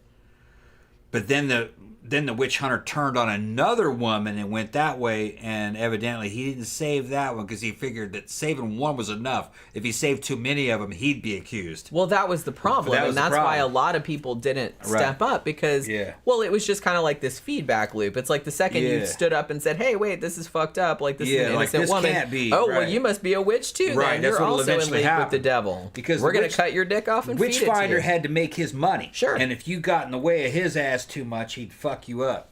They had the shit all pre-planned. It was a scam. Of course. Scam. It's just like pretty much everything else like this. Scam. It's always like a scam to make money And get property. Based on the evidence that I remember seeing, that fucking a lot of people knew that it was a scam, but they were afraid. Well, yeah, because that scam could kill you. Yeah, you wouldn't want to like run your mouth. Yeah. About it. Like I said, Right. you'll get accused. Hey, They'll you're a accuse witch you, too. and part of the people will believe it, and then they'll fucking get you. Of Right. course. It's just there's a great in Michael Shermer's book, Why People Believe Weird Things. He has a whole chapter about witch panics. And he talks about the Salem witch trials, he talks about the satanic panic, and he talks about how similar they were and how they work, like how they build up, like how it comes to a crescendo, like how, but he's like, there has to be, and he's like, and this has happened over and over, but there has to be a critical mass of people standing up and saying, hey, this is bullshit, before the tide will turn the other way. Yeah. You know what I mean? Yeah. He's like, but a lot of times it takes a really long time, but you have to like reach that point of Right. enough people standing up and saying, hey, we don't want to do this. Part of human nature. Right. But he's like, it happens over and over. That even happened with the fucking dancing diseases. Where people were Somebody wanted us to do a show about that too. dancing themselves to death. Yeah. And then you see the dance, and then you start dancing until you die. Until somebody fucking puts an end to it. Humans are fucking weird, man. I don't think I would do that. Humans are fucking I'm weird. not a joiner. The human psychology is fucking very flawed. And I'm actually always been really glad that I'm not a joiner. Yeah. I think it's a lot safer. That's why I was fucking telling you early on, be careful of any kind of ideology. Especially any kind of... Or anybody that tells you that, like I said, that's how people fall into cults and stuff like that. Anybody that tells you, hey, I know about you, I can make your life better and stuff like that, don't ever I'll show you the real way to live. They don't know. No. They don't know you. And this is kind of like I said, that's why I'm glad that I'm kind of a misanthrope and I'm not a joiner, because the second somebody says, hey, I know what your problem is and I can solve your problem, I'm just like, no, you cannot, because you are not me. Yep. You know what I mean? You don't know shit about shit. You don't know shit about Victor me. says the same thing's going on right now with all this people politically fighting. They fucking love it. Yeah, it's exactly. And it's moral panics. Well, and they'll also kill each other. And I also don't like another thing that I think works in my favor. I don't like conflict, and I don't like outrage, and I especially don't like manufactured outrage. Well, it's always manufactured. But that's It's what I always mean. So the manufactured. fact that I don't have any patience for that. So a lot of times it's people like, ooh, people will post like YouTube videos with these really like provocative titles, and it's just kind of, and I'm just kind of like, shut up. It's like, I don't give a fuck about that. It's just, I don't really like that kind of like trying to stir up outrage. It just irritates me. So it's like, I don't ever watch that. I don't give it clicks. That's even with outrageous like shit. Like the Hamas attack that just happened on Israel. That shit was outrageous. But then Israel's fucking... And people that are supporters of Israel are also fucking making outrageous claims that probably didn't happen. You don't know. You weren't there. Well, and that's what I mean. Both sides will fucking play that shit. You just up. have to watch You gotta because a remain lot of neutral things. to that. Well, I mean, I'm not saying like don't care, but you just have to realize that a lot of people's, especially when there's money involved, if they want you to click on the article or whatever, then they're gonna make everything super overblown. Right. And they're gonna exaggerate. They want to say 50 babies were beheaded and all these fucking chicks were sexually assaulted in front of their dead boyfriends, and that they have it on video. But I go on 4chan and they say, well, we can't find these videos. They would fucking post them if they had them. Yeah, it was bad. Nobody's going to say that. That's what I mean. And it's but just, it wasn't as bad as fucking they're claiming. If the video evidence is there, I'd see it. Then they go, okay, yeah. And I saw some video evidence of the girl in the back, the girl from the party in the back of the vehicle, saw all that. But I have a different explanation about what happened to her. I'm not saying that they're the good guys. I'm just saying that they're trying to put the shit on 11. Well, They're trying to turn it up to everybody's 11. trying to do that. And like I said, they're I get it because it's even with like innocuous shit. Yeah. Whether it's just like a movie that comes out, everybody has to like fucking cry about something that was in the movie or something like that. Everything has to be ramped up because there's so much competition for eyeballs. Right, exactly. That, so like everybody has to turn everything up to like the highest level possible to get attention. And then when you put militaries and governments involved, they fucking... so everything is like that. Oh, because they got their like, budgets they need to fulfill. And like I said, it's not like bad shit doesn't happen. It does. But you have to... one, kind of look at things, one, with some nuance, and two, kind of step back and say, well, in whose benefit is it for them to say this or to say this? Is this really what happened? Is it a little bit exaggerated? And like I said, no one's saying that, like, shit isn't bad. Yeah.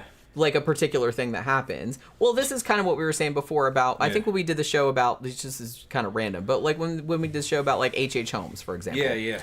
And like all the stuff that came out of Murder Castle and all this other kind of stuff. And we kind of tried to argue on that show. I said, I'm not saying that he's not a serial killer. Yeah, and I'm not saying that he did horrible shit. Right. I'm just saying that some of the claims that were made were not true. Right. That they exaggerated after to sell newspapers. Yeah. Which is the same thing they do nowadays. Yeah. So it's like, I'm not trying to say that H.H. Holmes was a good dude. Obviously, he was a monster. But I'm just saying that a lot of the stuff that people attribute to him didn't really happen. Right. He did bad enough shit as it was. You don't need to exaggerate it. A lot of the shit that they do now doesn't have anything to do with selling newspapers. The newspapers don't and papers don't need to make money because they're based here in the United States. They're basically mercenary operations for fucking the government, that CIA, that happened during the Patriot Act.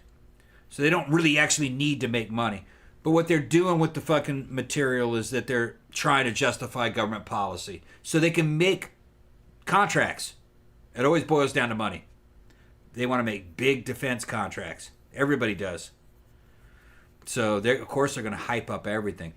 They're going to turn that 7 up to an 11. Well, and like I said, that's another thing that I think works in my favor is that I don't like hype and I don't like manufactured conflict and I don't like outrage. I don't like any of that kind of stuff. Probably maybe it helps because I took like journalism classes and stuff like that. So it's just kind of like, and I'm really into language because I'm a writer.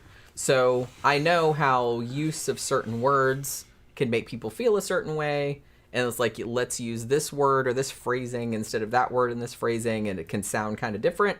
You know what I mean? So I don't know. I really kind of like come at things from a very kind of a chill perspective because I'm kind of like looking at this from like a Spock-like viewpoint. Yeah. Being like, Mine is very military viewpoint. You got to show me or I won't believe it, and I know the business. Yeah, fucking the Hamas attack, it was a brilliant raid. Delta Force level. Some of the inventiveness was fucking great. Land, sea, and air attack. Very well executed. I saw him fucking killing people. Saw him fucking taking prisoners. Saw him taking female prisoners.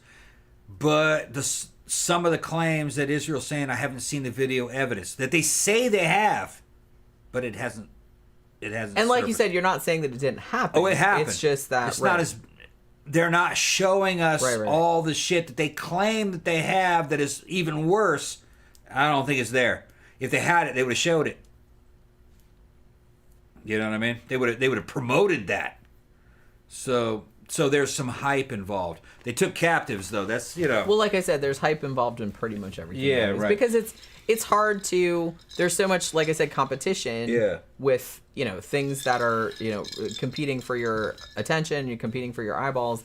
That it's like they really have to hype everything up to Right. like the fucking stratosphere to get anybody to like even look at it. So obviously they're gonna pile shit on. Yeah. But that, I mean, but like I said, that doesn't mean that bad shit doesn't happen. It does. But it's just kind of like, it's in their interest to pile shit on, even if it didn't happen, or to like exaggerate it a little bit. Yeah. But some things aren't exaggerated. Right. You just have to like take everything on a case by case basis. Tyler says, off topic, but did you talk about the Delphi murders? We have not, but I think that it's on my list though, but we haven't got around to it yet. Possible Odin sacrifice. Probably bullshit, but an interesting story. Yeah, that's another one that I wanted to do. Victor says, I definitely want to adopt a kid or two in the next couple of years. Yeah, like I said, I mean, some people love kids. Most people love kids. I don't, personally.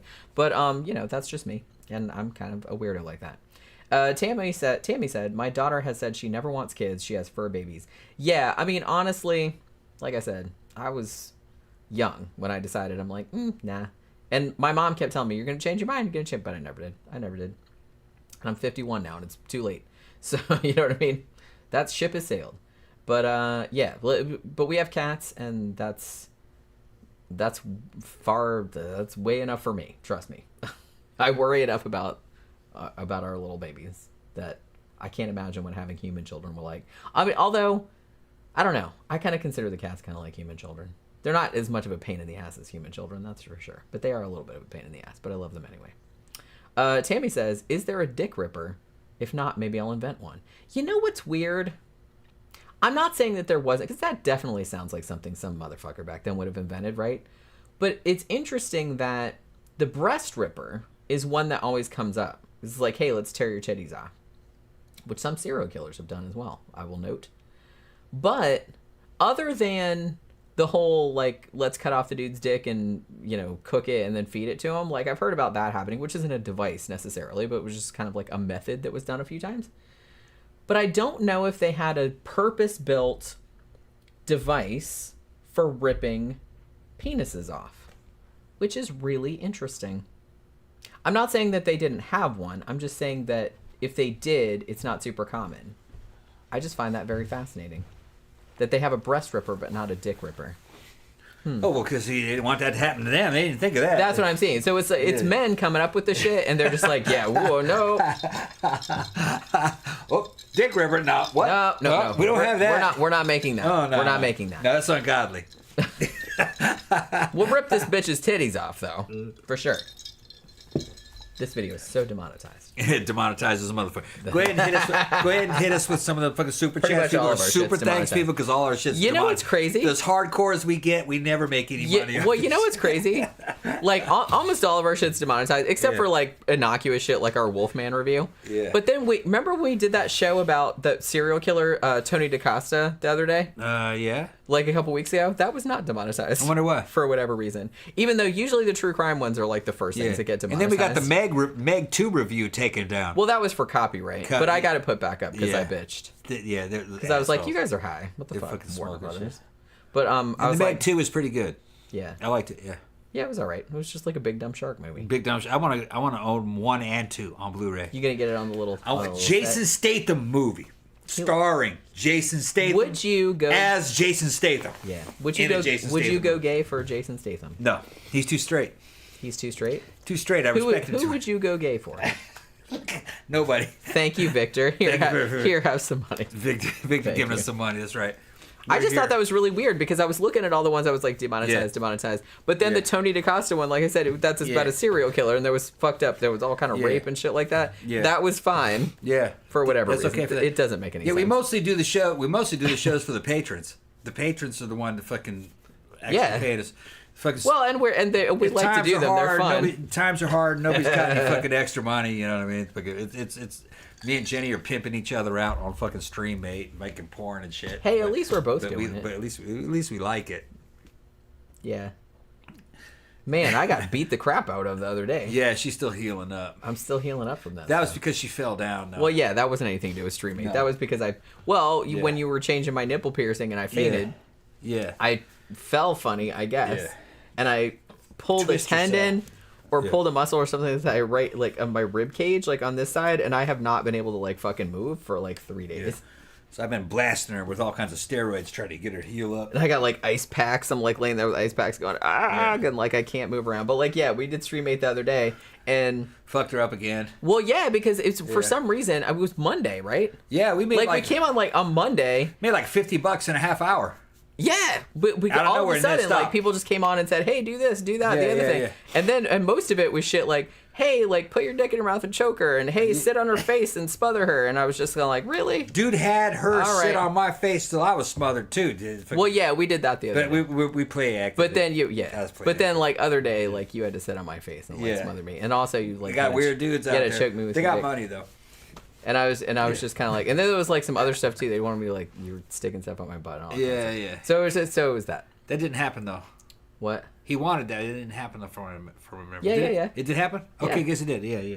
Yeah, remember? Okay. Remember the thing? Yeah. Okay. Yeah. I remember. Because I was just kind of, I wasn't really ready for it. And I was just kind of like, I remember now. Yeah. I think the dude was into it though, because he's like, ooh, she didn't even want it to happen. Yeah. Hopefully we got some new fans. Oh my god. Yeah. It was just kind of like. Yeah.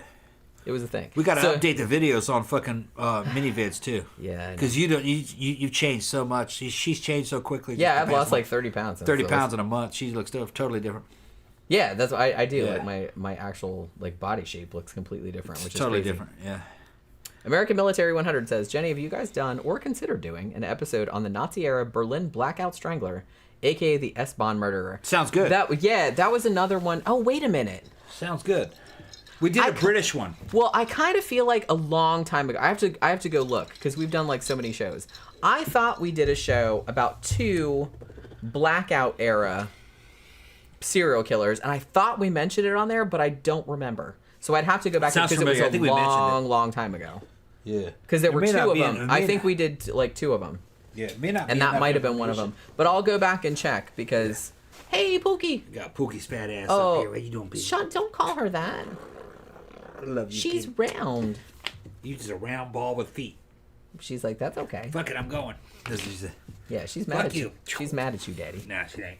Yeah. Dentasama said YouTube is so weird. Yeah, I mean, there's no human behind that. Because, like I said, we've had serial killer videos that are totally fine for ads, like totally monetized.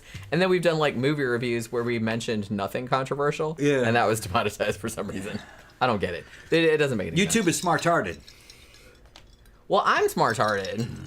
And I'm offended by the fact that you would compare. Okay, and it's retarded. In case you weren't here before, that was the name that I came. That was smart-hearted. That was the word that I came up with to describe. Got a lot of smart-hearted people around. I'm kind of like I own it though. Yeah, you're not one of the bad ones though. You're a good smart-hearted. I'm a good smart-hearted. Yeah, they got bad people that are smart-hearted. Well, the reason that I coined that term, if I did, is that she running into tree limbs. That's the start. That's what I mean. It's just kind of like I consider myself a very intelligent person, but then I will like straight up walk into a wall. Yeah. You know what I mean? Because I'm clumsy. I'm just really clumsy, and I'm not real. You're getting better though.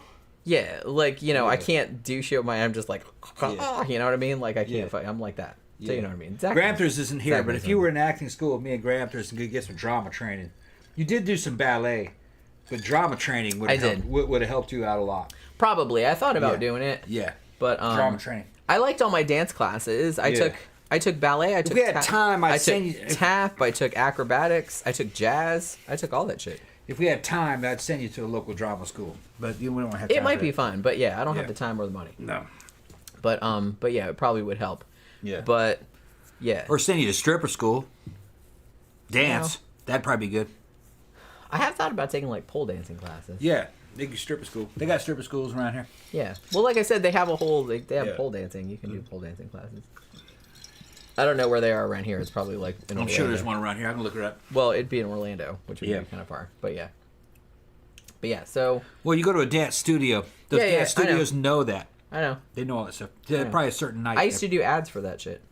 I've been thinking about fucking. They got they got 2 MMA fucking schools here. I've been thinking about going to an MMA school. That would be fun. Get my combat prowess back up because I never learned fucking any MMA. That'd be badass. And You would have fun Oh with yeah, that. go to them dudes and start fighting, playing, training how to fight, You'd put be people into in the that, I holds, feel like. get a better ground game. Yeah. You know what I mean? Fucking now that I'm fucking on fucking so much gear and jacked, I fucking have a good time doing it. Yeah. Yeah, Victor they says, got one here. Jenny, you could tell everyone you're 35 and no one would question it. Yeah, Aw, thank you very much. Yeah, no, fucking, we go out and people don't. We were at the club fucking last week and fucking that 20-year-old girl didn't believe that you were 51. No. Yeah. People on StreamMate never believe me either. No. Because they say, well, on StreamMate you put your age. So I just put my age because it's my account.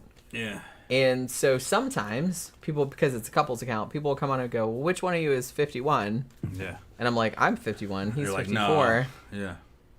And then he'll like even bring the camera. I'm like, don't get too close. Like people fucking. No, you still pass. You think even Yeah, from that close? I know, yeah. Okay. You don't look old. I mean, I don't think so, but I don't really know. Plus, I'm kind of blind. So. I'd say you're late 30s, early 40s. Yeah. See, that's what I Yeah. thought. I said I could probably pass for like Yeah. late 30s. Yeah. Maybe. But you know. Which, like I said, 35. I'll take it. I'll take it. And I In think about that's, a year, your fucking body's gonna be fucking slamming. You keep up with that training regimen that we're doing. Yeah, doing all this stuff. It's I yeah. gotta get over this fucking injury, man. Yeah. Although it's You'd be good fucking now, slamming. but that might be because I'm kind of drunk and I took painkillers. Yeah. So I'm kind of hoping that it'll be better because I haven't. We were gonna stream today, and I was just kind of like I was trying all the dresses on from that we got from Temu. Yeah. And I'm like trying to put the dress on. I'm like like I Yeah. can barely move, and he's like, just what the like fuck's your problem? probably we shouldn't stream today because you can barely move. Yeah. It's better than it was. Yeah. I'm just hoping that that's all it is. That it's just a pulled muscle and that it's not some other fucking something else. You No, know it's what I mean? pull muscle. It's got to be. I can't think of anything else it It could be. appeared out of nowhere and it's going away. Yeah. And like I said, it happened after I fainted Yeah. and fell to the floor like a sack of potatoes. Dentosama says, being 24 with a baby face, I'm always mistaken for 16. You'll appreciate that more when you get older. Yeah. So, Slices you don't look 40s or 50s. well, that's good. I'd say trying to- late 30s, early 40s. That's what I would say. Yeah. Because I remember pictures of me like when I met you. Yeah. And I think I met you when I was about 38 because that was Yeah. about when I divorced. Yeah. And I think I look pretty much the same or similar as I Yeah. looked then as far as age goes. You know what I mean? I don't think I look that much older than I looked when I was 38, which was a while ago. Lloyd didn't know how old I was. When I told him, he was like, "Really?" The white girl whisperer. White girl whisperer. Yeah. he thought I was in my 40s, early 40s, like a fucking real good early 40s. Like I said, we know some people in their 50s that look real young, and we know some people in their 50s that look Fucked a up. lot older than us. Yeah. So it's just kind of I don't want to say it's a crapshoot. Got a friend that's a couple years younger than me, who looks like shit. Who looks like an old man. Looks like an old man. Looks like in his 70s. Yeah, 60s. Yeah. Just he won't do the right thing. He tried to, but he couldn't stick with it. I think if went on test and- I think if anybody put you and him together, everybody would think that he was Much older than significantly me. older than you. Yeah, no, he's younger than me. But he's not. Yeah, he went on test for a while and fucking made some advances. He was going to the gym and everything, but he couldn't stick with it. Not enough willpower. I mean, and I'm like, well, he's got money and he's got call girls. So what does he need? What does he need to look good for? He pays them. Yeah, that's true. It's probably like too much effort. That's his thinking. Yeah. I get it. And I was like, dude, He's like, if I'm you just look gonna- good, you wouldn't have to pay him. And he's like, yeah, that's okay. I'll just pay him. It's easier. I mean, I get Fucking it. asshole. I get it. But you know what I mean. All right, so so the next one, here's one that everybody brought up earlier. So we're finally getting to talking about the pear of anguish, also called the choke pear, or the mouth pea. Sometimes PEA, not P as in urine. Like PEE. No, PEA. Yeah. Like a mushy pea. We know. So I have a picture of this. So let's see what this looks like. Where is it at? Where did it go? Where did it go? Okay, maybe I don't. You don't have the picture of that? Yeah, I thought I did. There it is. There it is. Yeah, that's the one I remember.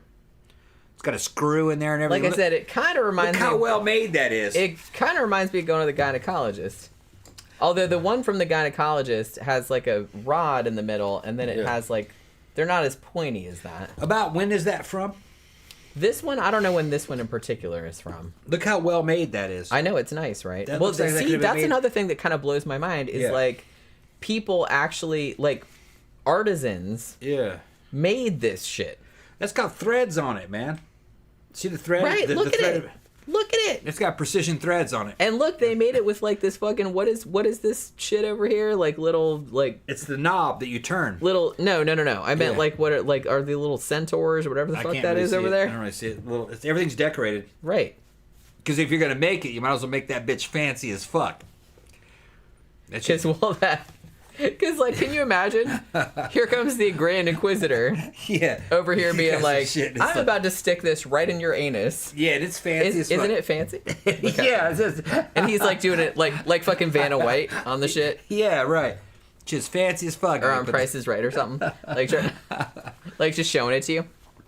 So yeah, Pair of Anguish, like I said. Yeah. So this thing, as you can see from the picture, this was a thing. They would they would stick it in your vagina if you're a woman, Vag. or up your ass, Yeah. or in your mouth, depending on what you had done. And they didn't wash that bitch either. Of course not. Well, like I said, just we were talking about the anal pyramid earlier. They didn't have sanitation. It's like, hey, that also has Gary's butt juice on it, and this is also going right up your butt. So, have fun with all the bacteria. Yeah, that's pretty much. So, like I said, even if it didn't kill, it was bad enough that it just kind of like hurt you, and it's like, and then like later you're like, oh my god, now I have fucking whatever disease. Now I have the plague. Yeah. So it's like, man, the Middle Ages really sucked. Like Cami went down. Yeah. Yeah. So this was the one. Yeah. I kind of feel like this is the one. Looked like it was made out of brass too. It did. Yeah. I mean, they weren't all like that. One of the things that impressed me, though, that looked very modern. The threads were fucking precision cut threads. So they must have had some kind of tool that they put down that shaft and pulled it to get the threads that way. That wasn't hand done. It was done with a machine. Yeah. So they knew how to thread things. That was a fucking And the trip. fact that they put so much time and engineering made it all decorative and shit. into that. Yeah. Some dude made a shit ton of money making it. Just to see that kind of shit. Like, that's the kind of shit that keeps Yeah, me they weren't into fucking utilitarianism. I mean, their guns were like that too later on. Just fucking totally decorated, you know. I mean, Damascene barrels and shit. So what they would do, if you were a heretic, you'd said some shit about the church or something like that, then they would stick it in your mouth, like down your throat, and then you were talking crank shit. it open, and then you so were it'd talking like shit. break all your teeth and stuff. If you were a woman and you were accused of witchcraft, then they would stick it in your vagina, and open the shit up. Like I said, kind of looks like a speculum, like you'd have at the foot, but much, much worse, because that's bad enough. For Open up, let that shit air out. But I guess. Well, no, I mean, I know you've never been to a gynecologist, but they do have a thing. The speculum, it's like a metal rod about probably that big around. Yeah, with like kind of two spoon-like things. Yeah. And so they just stick it up in there, and then they wrench it so they can stick their whole hand in there. Damn, the whole hand. Pretty much. Yeah. Because they want to feel around. They want to make sure you don't have any cancer or they're... Yeah, right. Yeah. You know, they got to get... and they got to do pap smear and all that kind of stuff. Yeah. So it has to be big enough for them to get the shit in there. You know, they lube it and everything. It's not... They're not rude. How long does it take to expand that shit out? No, not long. No, It's not comfortable. Because I you're trying to love fist somebody, it's like a fucking chore. right, but well, okay. Here's the thing: what they do, and maybe this is TMI for dudes, Yeah. but one day, hey, we have to go through this every year, okay? So it's just you go in the office. Every gynecologist office I've ever been to, and I've been to a lot, they all have the table. You gotta lay it on the table, Yeah. with the paper on it, whatnot. And put your legs up in the stirrups.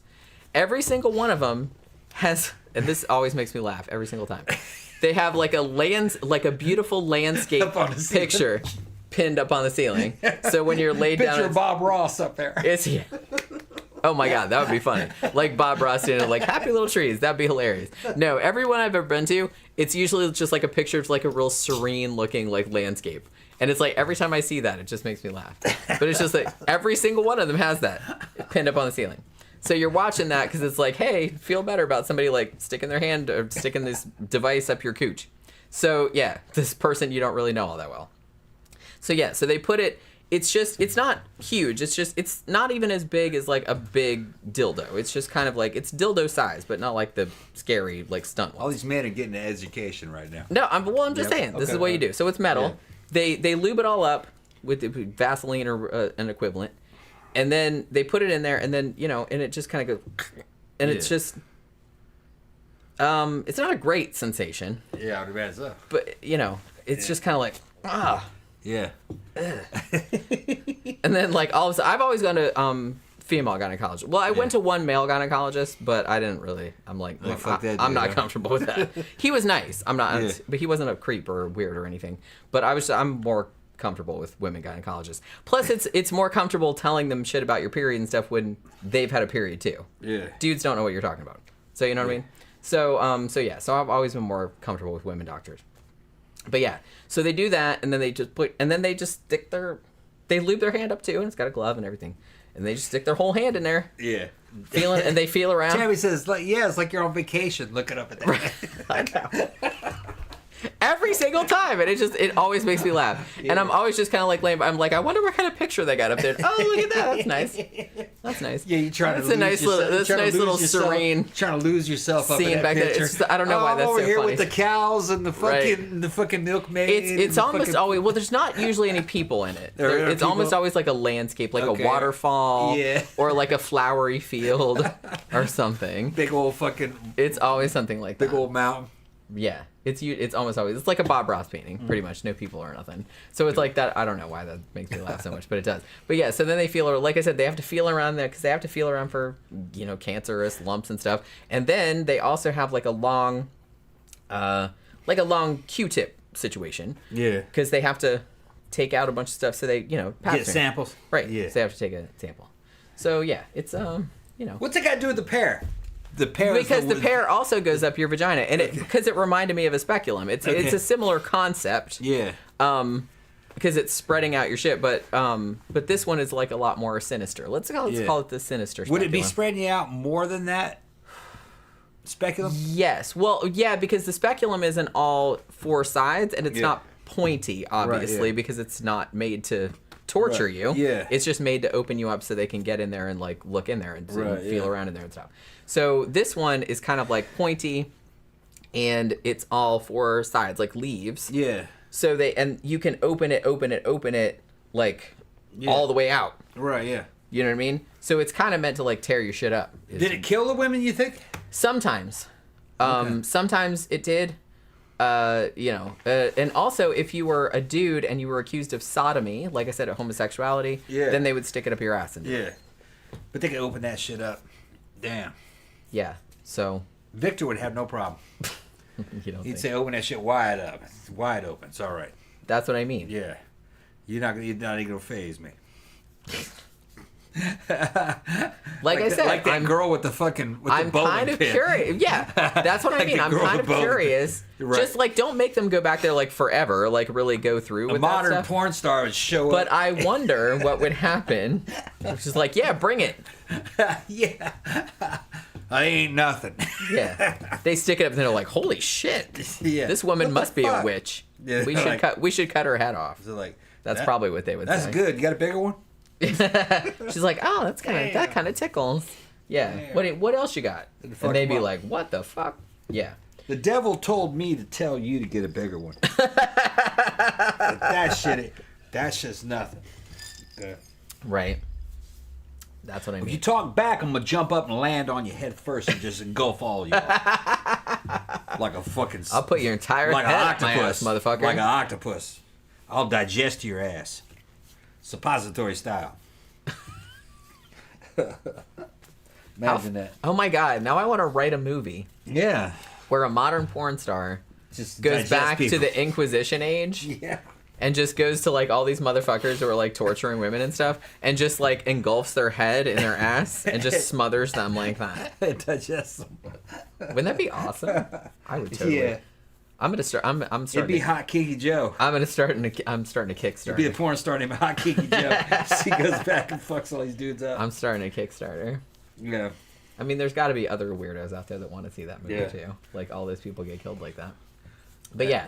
So, much like the Iron Maiden, however, there have been some scholars that have disputed the existence. Well, it's not. I mean, obviously they existed, but they didn't really know if this pair of anguish was actually used for what people thought it was used for. You know what I mean? There are some examples of them, like that are definitely from the early modern period, but the thing about it is that they're not really sure if this was a torture device or if it was used for something else. You know what I mean? So there's kind of like a little bit of controversy about whether this one was used for what people believed it was used for. Although I have seen more accounts of this from that time period than I have the Iron Maiden. You know what I mean? Like of them. It is kind of suspicious that it's so well made. True. It looks I mean, like that something. might have just been I mean, that's just one particular example of it. I mean, there might have been some other. That might That's have been just a really maybe nice that one was a that's in museum. reproduction. That could be too. So. That could be too.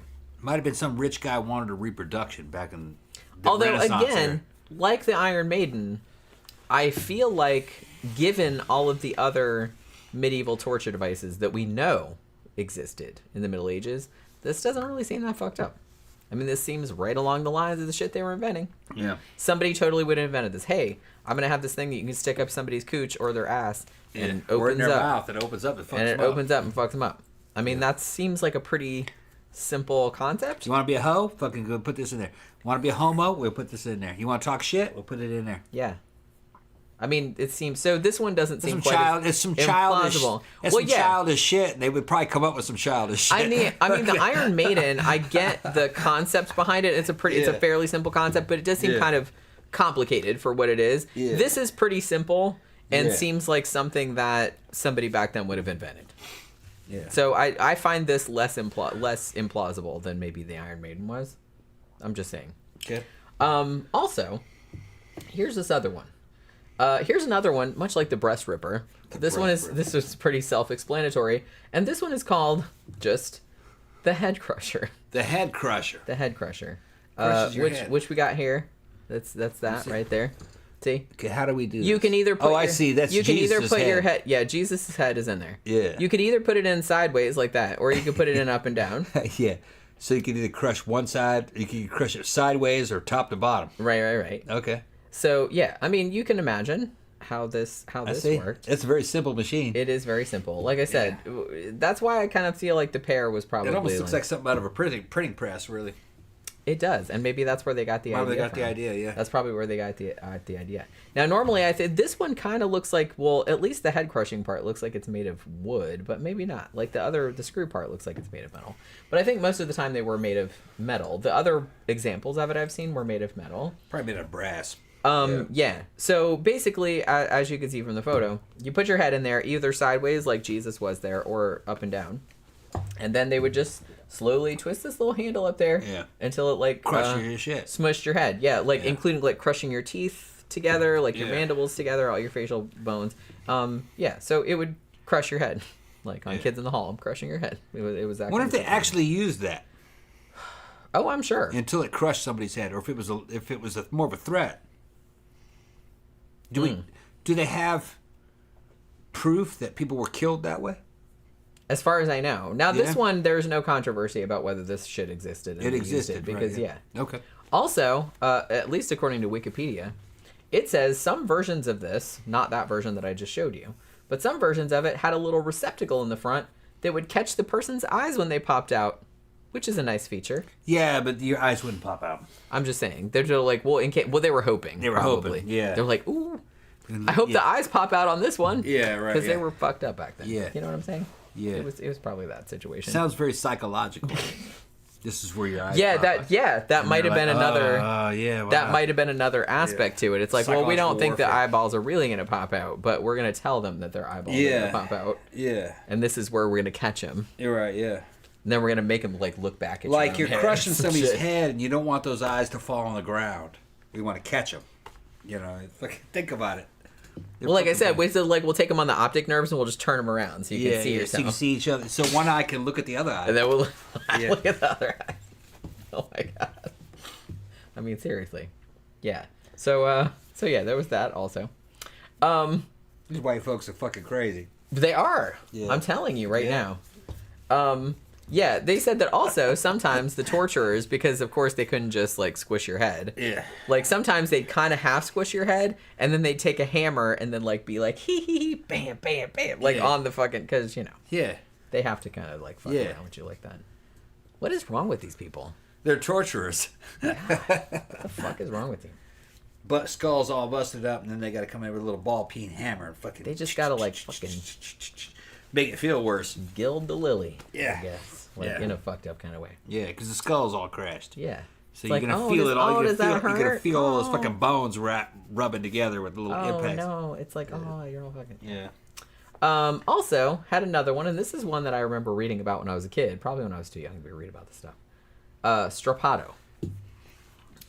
This is when they basically they tie your hands behind your back, and then they put a rope around both your wrists and pull the rope up by a pulley. Yeah, so your arms So go they behind you, basically right? pull you up until your shoulders dislocate. Yeah, no, yeah. I've seen And then pictures. they leave you hanging there. Yeah. You know, honestly, like also for extra pain, they would put weights on your ankles. Yeah. As well. I've seen paintings of it. They were Yeah, doing I that- think I have a picture. They were I have a doing picture. lots of that in the French Revolution. to Yeah, people. yeah. There we go. There we Yeah. go. Somebody. She doesn't have. Well, yeah, she does have a weight on her ankles. I've seen even better paintings of it. But yeah, that's just In like a wood 1700s, kind. yeah. But yeah, that's how they do it. They put your hands in that Yeah. dislocates your shoulders. Oh, and look, they're burning somebody's feet there too. Are Like, they? in this Yeah. in this Are they? little. Yeah, look, they got like Oh, little, yeah. little fit. They're like Cooking him. And this dude's like, ooh, and that dad's like, ah. Then they got all these scholarly motherfuckers judging it, they're just, writing like, down watching- what they're saying. 9.5. They'll like give Yeah. them like Olympic scores and shit like Yeah. that. Real good screaming. Yeah. Yeah.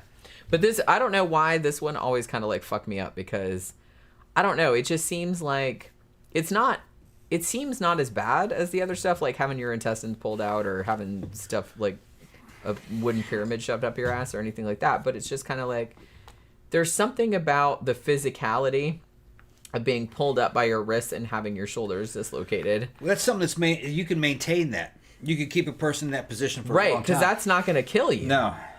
That's the hell of it. And I think this is why this one was used a lot, was because, you know, you weren't severing any limbs, you weren't like, they weren't bleeding, nothing like that. So you could leave them hanging like that for a long time. Yeah, and they could survive it. And it was really painful, Yeah. but yeah, it wouldn't kill you necessarily. Right. So it's like, that was probably, I think this was one that they used quite a lot. Yeah. Although I like think it. it would kill you if they left you up there long enough, but probably. You could probably be up there 24 hours probably. I would imagine. Yeah. I mean, if they put weights on you, probably less, but I don't know. It would depend on the 'cause you person, could I breathe. guess. You could breathe. Yeah. It would depend on the person, I guess. Yeah. Because you might black out, like if the pain was too That much. particular one was used in the French Revolution a lot. It hang a dude up like that with weight on his feet. Guys would come with bayonets, rifle bayonets, and poke him every now and then and keep him in agony. I don't know. I can't imagine. Trying to get some kind of confession that they were anti-revolutionary or something. Yeah. I can't imagine getting any kind of like enjoyment out of watching other people suffer like Yeah. that. Oh, yeah. Well, like I said, ideology, man. Ideology is the fucking killer. Because when the French were doing that, didn't have anything to do with religion. It was fucking politics. politics and fucking whether or not you were with the people or you were a fucking, you know, a royalist, that kind of thing. So Victor said... And they would fucking accuse anybody of anything. Well, sure. You know? Victor said, I gave a suppository on my last shift. Hmm? Victor gave a suppository on his last shift. Did he? Yeah. Who'd he give it to? Well, a patient, I'd imagine. Oh, okay. No, just a that random person on the street. Put that shit up on Hey, his can I finger. stick a suppository up here? Put that shit up on his finger. Like You a know, little that, fleet. like that. What's that brand? It's Fleet, right? Fleet suppository. That's the only brand of suppository I know. Got all these gay nurses. I was telling you. Are you scared that like somebody like they're No, gonna I ain't like, worried. get No, off I ain't on worried. like No, I'd rather somebody- have a gay nurse. Probably. Yeah. Fucking- All right. Well, that's what my boy fucking Toby, Yeah. that leather daddy I was telling you about. He's also he's a nurse. A friend of ours. He's a is registered like, Yeah, nurse. like a leather daddy dude. Yeah. He's a leather daddy. He's also a nurse. He's a nurse. Yeah. I Good imagine mind. I imagine he's probably really good at it. Yeah. He's a very nice, compassionate person. Mm-hmm. And he seems to... Until he's doing something bad to you. Well, yeah, but... No, he's a good dude. Yeah, he's a really good He's dude. calling me down there to fucking put his fucking gym set together. Yeah. Because he painted it. He's got his own fucking gym he's putting together in his house. He painted the walls and everything. He's going to have fucking lights and fucking sound system and shit. I said, you're going on test, right? You're going to go on gear? And he's, I'm Scott. I got to do more research on this. Man, stop that shit, man. Well, he's older than we are. He's older than me, man. You can be on fucking test. He looks good, though. He looks pretty good. He's like, yeah, but I'm good. And I was like, nah, I do a blood test on you, man. Fucking, you're good, but for your age, you know, that motherfucker needs to be on test.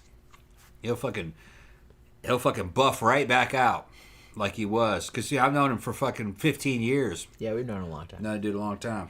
The way he looked in his fucking late 30s, man, big difference.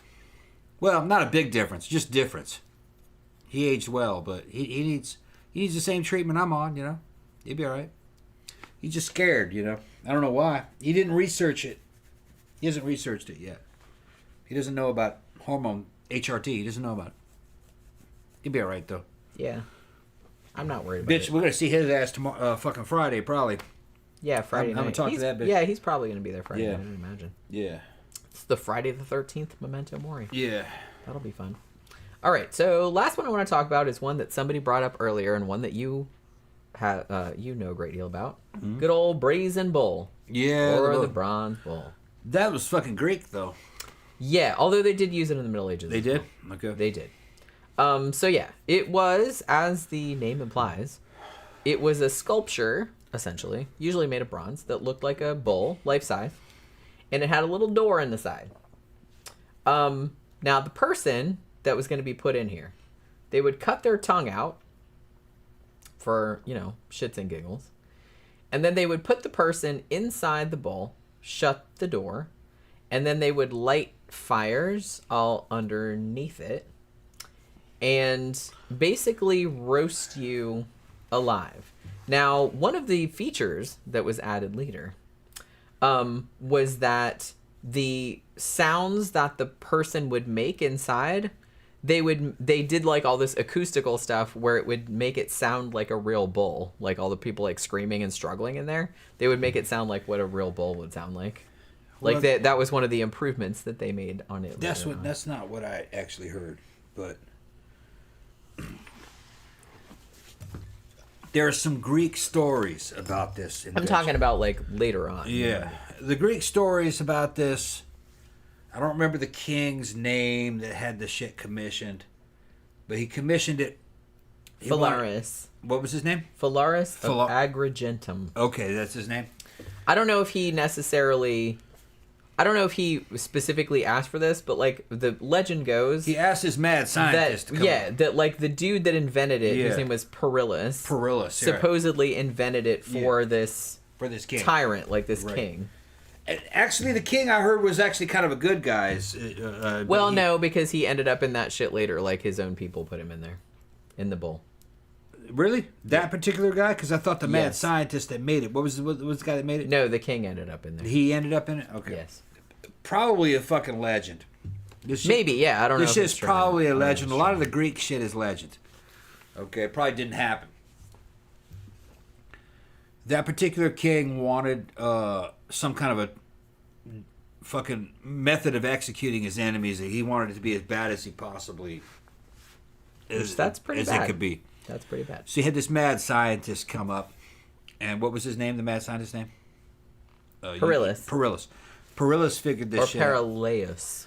And it I've seen was it the spelled bronze both ways. bull that you could get in, and they could set a fire on it underneath it, Like underneath and it, it would cook you, Yeah. and your screams and your breathing would go through a fucking tube, yeah. and it would make music basically, kind of like a horn. See, I heard that they wanted to make it sound like a real bull because people thought that was like really What funny. I remember it was music, okay, like an organ,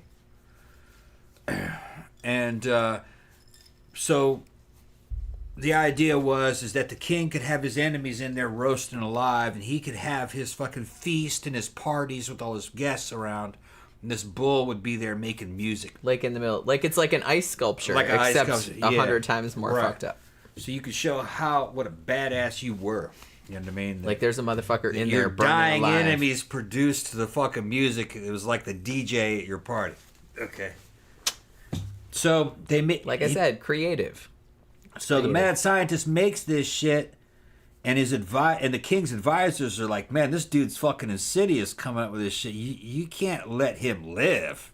Not an evil motherfucker like that." And evidently, he was the scientist that made it up was evil. You know. I think he did end up in the bull also. So the king, but the king did too. the king said, after it was made, he says, "This thing's genius." I say, "We're gonna try it out." And he's like, "You get in it." Right. And he's like, "No, you Like, get no, in I there." invented this. I'm not. So no. he put him in it, and they set the fire, and he was in it for evidently a while. He didn't cut his tongue out or anything. But then he decided to take him out. He had mercy and took him out. That was the story. Although I don't think I could forgive that. And the dude came out, and then he kind of laughed it off like it was all just a joke. You know what I mean? And fucking, Yeah, hilarious. And he was like half cooked, you know, and he tried to laugh it off. Yeah, Great. good one. job, King. Good You know, one. It works, you know, that kind of shit. Yeah. I didn't know that the king. I didn't hear that the king later on ended up. He in ended up in it also. it. Now here's the Or so the story goes. here's the controversy. How does this thing actually work? Are your hands and feet touching the bottom of it? Because it's bronze. See, that's what I The saw heat. one. They have one in St. Augustine. Yeah. It's hard to say. I mean, you can open the door and look in there, like you can look inside. There's but two it's- arguments. They said that if you're just sitting in this thing trying to breathe through a tube, the heat would be conducted right through that fucking brass bull. I think it was brass. I think. brass and- or bronze. And you would just fucking die pretty quickly You would think. because you'd suffer fucking 2nd-degree burns and 3rd-degree burns, and because you're resting up on that metal. The breathing through the tube would keep you alive longer because you're breathing air that is ambient temperature, Right. not air that is from inside that bull, Yeah. because it would be heated. A lot of people think that if this thing ever existed, it may have just been a legend. But if this thing really existed in the early days, you probably didn't touch the bottom of the bull. You were probably suspended up off the bottom on something that your knees and your hands could rest on that was kind of insulated, so it wasn't flesh to metal contact. And then you had no choice but to breathe through this solid fucking tube coming down, because it was too hot to breathe inside there. You know what I Right. mean? So you had to breathe fresh air from outside. And you inhaling and exhaling caused the music to happen. Or it was like a bull like whining music, but whatever it was. You know, I'm sure it wasn't music. Yeah. It was probably a whistle or something like that, you know. Like If it existed. Like I said, I read that later they kind of engineered it so that the breathing would sound more like an actual bull because Like a bull? people thought that was more entertaining. Apparently, Yeah, maybe. Because, like I said, this was a showpiece. Like a lot of these torture things, like some of the stuff was done like in dungeons and shit. but a lot of the stuff was done kind of like in public or, you know, as a deterrent. Yeah. This one in particular was kind of, you know, if it existed, like I said, they did say the Greeks had it, the ancient Romans, supposedly some ancient Christians were martyred in it. Well, the Greeks claimed they had it. Sure. That king had it. But Yeah. so this one was very much made to be like a public spectacle. Yeah. And I feel like the longer it went on, the more they tried to make it more entertaining for the crowd that would come to see it. There's evidence that it was actually used in the medieval period later. Yeah. Okay. And it might have been the same situation with the ninja, where it started off as legend, but then they made it real. Which is life. Well, yeah, I mean, that kind of happens too. Art. Well, like I said, that also happened with the Iron Maiden. With the Iron Maiden, which, yeah. like I said, seems like it was just like a fictional creation, but kind of based on some real shit. Yeah. But then, like, after the fictional creation came out, like, people were like, oh, man, that's a good idea. So they started making them. Yeah. So now they exist, but it's just they might not exist in the context that you think they exist. I wonder how long you could That's all. live in it before you died. What, in the Iron Maiden or in the Brazen Bull? In the Brazen Bull, in the Brass Bull. I guess it would depend on what the temperature of the fire was. Probably not a very hot what fire. your fortitude was. They probably didn't put a very big fire underneath it. It's probably slow cooking a bit. Well, like I said, yeah. But would you die of heat exhaustion before That's what I mean. being Like, cooked? what would kill you? Yeah. The thing about it was that a lot of these torture methods were devised to, as I said, cause the maximum amount of pain, but like keep you alive and conscious at the same time, which is kind of like a delicate balance, I guess, if you want to put it like that. Yeah. So they didn't necessarily want to kill people. They wanted, especially something like the Brazen Bull, which, like I said, if it existed, was made for kind of public display. Like, look, hey, we put a motherfucker in here. We're like slowly roasting him alive. Yeah. You wanted to keep that motherfucker alive as long as possible, Yeah. but suffering. Right. Same kind of thing with the Judas Cradle or anything like that. You didn't want to kill them right away. You just wanted them to be alive for a long time, but suffering a lot of pain. So I don't know. I kind of feel like this was engineered. Like I said, I guess it would depend on the fortitude of the person that you put in there. But if the fire wasn't that hot, and if you could still breathe out of the tube that was coming out of the bull's mouth, you could probably live in there for quite. I'm not saying that you would want to be alive in there. The problem is if the heat isn't enough, you would just die of dehydration and heat exhaustion. Which you wouldn't think that they would want that. They Well, I want mean, you to people die have- of like a slow cooking. I mean, people have died in Yeah. like sweat lodges and Yeah. things like and saunas and shit like that. So it would have to be hotter than that. Right. Something you would blister up. Yeah. You know what I mean? But I don't know how long you'd live. I don't know either. It might be mostly a legend. And then it probably didn't work in practice as intended. I mean, it killed the person. But it probably didn't last as long as people wanted it to.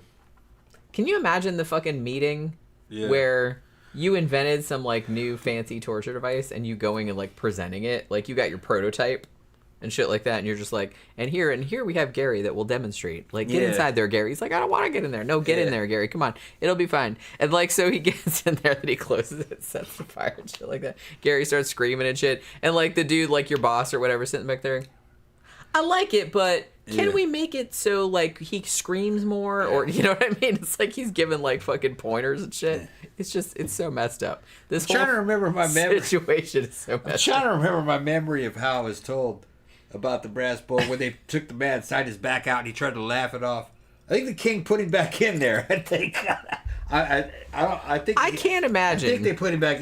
I think he put him back in there. I can't imagine. I don't remember. That they would let him out of that, and then he's just kind of like cool with it. He's just like, I think or he is at least pretending It's to been be a long cool time with it. since I've heard of it. But then I He's think like, I might yeah. have put it back in it. He's like, well, there "Oh, wasn't anything he could do. I smell like pork ribs. Delicious. Yeah. I don't remember. Maybe in the comments section you guys could drop it in there. I have a really dark sense of humor, so it's like Yeah. this kind of stuff it just sets my mind spinning. Like all these kind of like. I kind of got the feeling that they pulled him back out, and he's like they laughed it off, and the king was like, "Nah, They laughed Nah, it he's got to go back in there. We can't let him live." I'm just kind of imagining what kind of friend. What kind of friends would you have? Like Tom's like, hey Jen, get in this brass ball. I'm just gonna light a little fire in it. Yeah. Then I'm like half burned and I'm kind of cooked on the side and stuff. And then he lets me out and I'm just like, Hilarious. Yeah, good job. Good Yeah, job. It worked. you're hilarious. Then he's like, no, just get back. No, you gotta get back in there. Yeah, Victor said it was bronze. Brass came about a lot Bronze? later. Okay, yeah.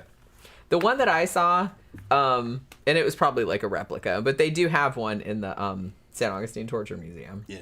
And I'm pretty sure that one was brass, but that was, like I said, that was probably like a replica. They were just showing you how it worked. And you can go over there and like open the door. Like they'll let you open the door. And stuff. Bronze was old school metal. Yeah. That's Greek That's era. true. Bronze Age. It was soft. Danny Rowling said, some say the bull statue in New York is this bull torture device in secret. Yeah, I've heard that as well. Like that one that they have. It's on Wall Street or something. In front of Wall Street. Yeah. That it's like they slam people up in there Yeah. and then light a fire underneath. Sure. But but yeah. So like I said, they said some Christians were martyred in it as well, but I don't really know if that's true. So this is another one that I don't know. It probably existed. Was it used for its intended purpose? Was it used on a large scale? I don't know. I kind of feel like more stuff like the rack, the wheel, the boot, that kind of stuff that was more like simple. The stake. Yeah. Burning people at the stake. Yeah, like I didn't even mention that because that's not really a device per se. It was more like execution. Yeah, it was just more like an execution. Yeah. Like I said, and they did that a lot. So I kind of feel like it was more that kind of stuff. If you're going to do real elaborate stuff, like a brazen bull, I mean, you have to commit because somebody has to make that. And it's not like nowadays where you can just make it in a factory, like out of plastic or whatever. Yeah. You got to like, artisans got to make that. So I kind of feel like if you're going to make that, that's going to be somebody commissioning it for, hey, I'm going to have a party where I'm going to burn some motherfuckers alive. Everybody come see that shit. You know what I I mean? got a feeling you got to be a scientist when it comes to the correct temperature, though. Well, that's what I mean. There's a lot of factors that you have to you'd have to take into consideration. And this is before you had fucking gas-powered stoves. You had to know how much wood had to be on there, how big and what kind of wood. Yeah, and how big the fire had to be to get maximum duration. That's what I'm saying. And see, that's the thing that kind of like depresses me about it because look how much thought is put into that kind of stuff. Imagine how much further along we would be now in 2023 if people back then weren't consumed with thinking about this kind of shit. Well, in the Roman era, they were at the cusp of a fucking industrial revolution. Had that shit happened, we would have been on the moon. Yeah, then they fucked it Probably fucking in like 400 AD. because we just keep shooting ourselves in the dick. Why do we do that? Humans shoot ourselves in the dick. A lot of it has to do with fucking greed. Well, yeah. The reason why Rome didn't really advance is because the main players inside of Rome had a vested interest in keeping things the same when it came to how the economy ran. That's another thing. And technology, they didn't need mechanical technology because they had a fucking vast source of labor. They used German slaves. So there was no reason to... Well, and anytime a new technology comes along, I kind of feel like there's always kind of like a fear of it. Well, no. But what it was with them is that technology is labor-saving devices. Right. They didn't need labor They didn't saving. need it, right. They had plenty of cheap labor. It's like, look, we have all these... A machine was more expensive than a slave.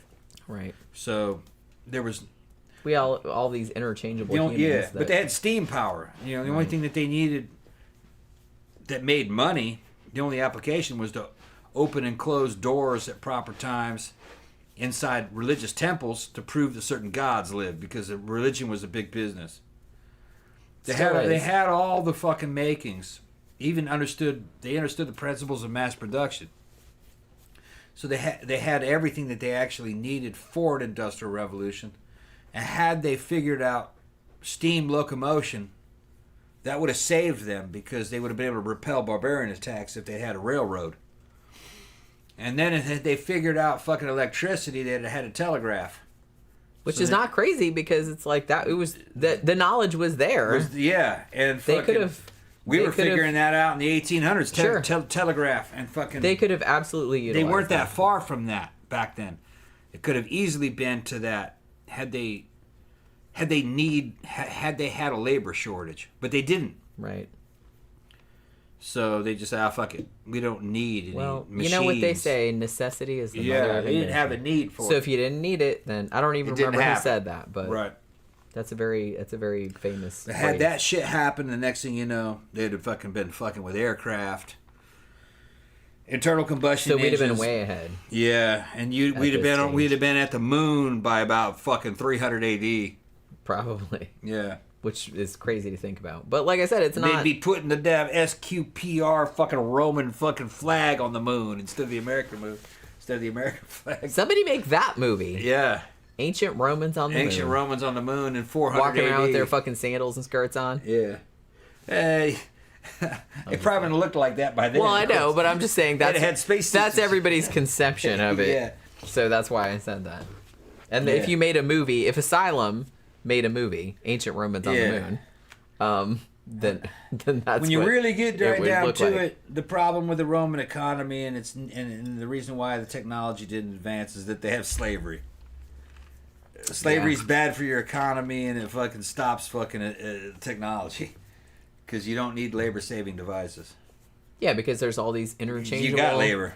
humans Yeah. that you can treat like... And the elites sat up fucking getting blown and jerked off by fucking gorgeous slaves. What the fuck do they need labor-saving devices for? They were happy.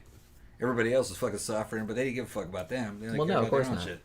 Of course. So and fucking even ancient Roman historians tell you that it was their problems were that they had a fucking selfish fucking ruling class. Well, I kind of feel like that's the problem throughout history. Mm-hmm. Most people, and this is kind of sad, but most people don't really give a crap about people that aren't like them or Nah. that they don't like know. You know what I mean? Status is the main driver. Fucking the elites fucking had high status. They didn't give a fuck about anybody else. No, of course. Why The would higher they have, their status, the higher. why would they have reason to? Yeah, They don't the- need to interact with any of those No, people. and the on a lower the day-to-day people basis. are, the higher their status, the more power they have, so they like it more. Yeah. Because they can just have their pick and choose of any kind of person that they want to fuck or kill, or they were making a shit ton of money. So that was a problem. Yeah. Yeah. Selfishness. Yeah, it leads to fucking. It's a problem. It leads to fucking regressive fucking. It They go does. backwards instead of forwards. It does. Yeah. And that's you won't find any argument from my end. Mm-hmm. Danny Rowling said Oblivion is a good ass film. It is. I agree. Which one was Oblivion? That was the one with Tom Cruise. Oh Yeah, yeah, yeah. I liked that movie. I liked that as well. Tom Cruise meets his clone. Yeah, and like I said, I don't usually like Tom Cruise, but he was actually really good in that. Yeah, I like Tom I Cruise. liked that movie quite a bit. The last of the true movie stars. Pretty much, yeah. Yeah. I mean, you know. Yeah. The Tom Cruise movie starring Tom Cruise as Tom Cruise. Yeah, In I mean, Tom pretty Cruise, the movie. much. That'll be the next thing. Yeah, yeah, yeah. Tom Cruise. It'll be the movie. Tom Cruise as Tom Cruise in a Tom Cruise movie called Tom Cruise, the movie. The movie. Yeah. You know it's gonna happen. Yeah, of course. You know You it's go see a shit, it's Tom Cruise. and it's like 3 hours long. Fucking 3 hours of Tom Cruise, man. And it's a Scientology recruitment. It is movie. fucking, and it's a blockbuster. It's a blockbuster. It's got jets in it. And it makes $1 billion. Yeah, yeah, it's got jets in it and everything. And then everybody joins Scientology, and the Yeah. human race destroys itself. The end. That's I don't how. think he- I don't that's think- how the world's gonna end. I don't think he's all gung ho about it like he used to be. I know. I think Well, he like I just- said, he yeah. gets the nice end of it. He doesn't get the shit end of the stick like most of the people in Yeah. that fucking cult Yeah. do. Like, you know, it works for him. Yeah. 99% of the other people in that shit, it doesn't work Yeah. for. They're like, hey, we're just gonna take all your money and treat you like shit and put you up somewhere with no Yeah. toilet paper. Bye. You know what I mean? It's that kind of How shit. many more torture devices do we have? That's it. That was the it. last one? That was the Okay. Brazen Bowl was the last one. Okay. What you want to think? You could? Can you think of some more? No, that's it. Okay. That's all I can think of. I mean, we've been on for almost 4 hours. Fuck. It's a long ass show. See, man. you were having a good time. Yeah, yeah. I knew this was going to be a fun show, though. It's only 11. I mean, as fucked up as it is. Okay. But at least it was a long time ago. All these Yeah. poor people fucking suffering. Although, okay, so now that we've talked about all the torture devices, what out of all the torture devices that we've talked about, if you had to choose, if they said, okay, we're just going to kill you right now, or we're going to torture you even worse, unless you pick one of these, Yeah. what one would you pick? The rack. You'd still pick the rack? Yeah. Yeah, I'm not saying with the fire option. Not with the fire I'm option, not just with the the fire. regular Not rack, with the the fire regular option. rack, yeah. Just the regular rack. Yeah. Now let me think. Which one would I want? Now I'm not counting like I don't know. I don't want to say I don't want to count the thumb screws or the scold's bridle or anything like that because yeah. I would say yeah, probably like the scold's bridle because that doesn't kill you at least. But it's like still Yeah, that wasn't a death thing. That was just a That's what I humiliation mean. thing. Okay, I'm gonna say maybe out of all of these, jeez, I'm gonna go with Scavenger's Daughter. Which one was it? Oh, that was The one with the that killed thing. you though eventually. Eventually, but the rack does too. Yeah. So I thought you could survive the rack. yeah, you can. Well, you could survive the Scavenger's Daughter too. Okay. But I'm just saying the rack is kind of like the opposite of the Scavenger's. Like a Scavenger's Daughter kind of like pushes Pushes you, you up, together. Yeah. like makes you in a little like ball or whatever. Okay. But I don't know. Yeah, maybe the rack would be better, but I don't really know, man. I don't know. All of these are bad. Just dislocation of all your joints. Like all the ones I talked about, I don't really know. I mean, maybe the one that just squished your foot, but still, or squished your hand, but still. I mean, I guess that's kind of the whole point of it. Is none of them are supposed to be super pleasant, right? Danny's saying that fucking sees me being tortured like James Bond at the fucking Casino Royale. He's hitting him, bow, oh, Oh. and he's laughing. What'd you laugh for? I'm laughing. You died, fucking scratching my balls. Fucking, he's just fucking. Oh my god, that was so funny. Yeah. I'm gonna say though, like this might be TMI, but you love having your dick smacked. Yeah.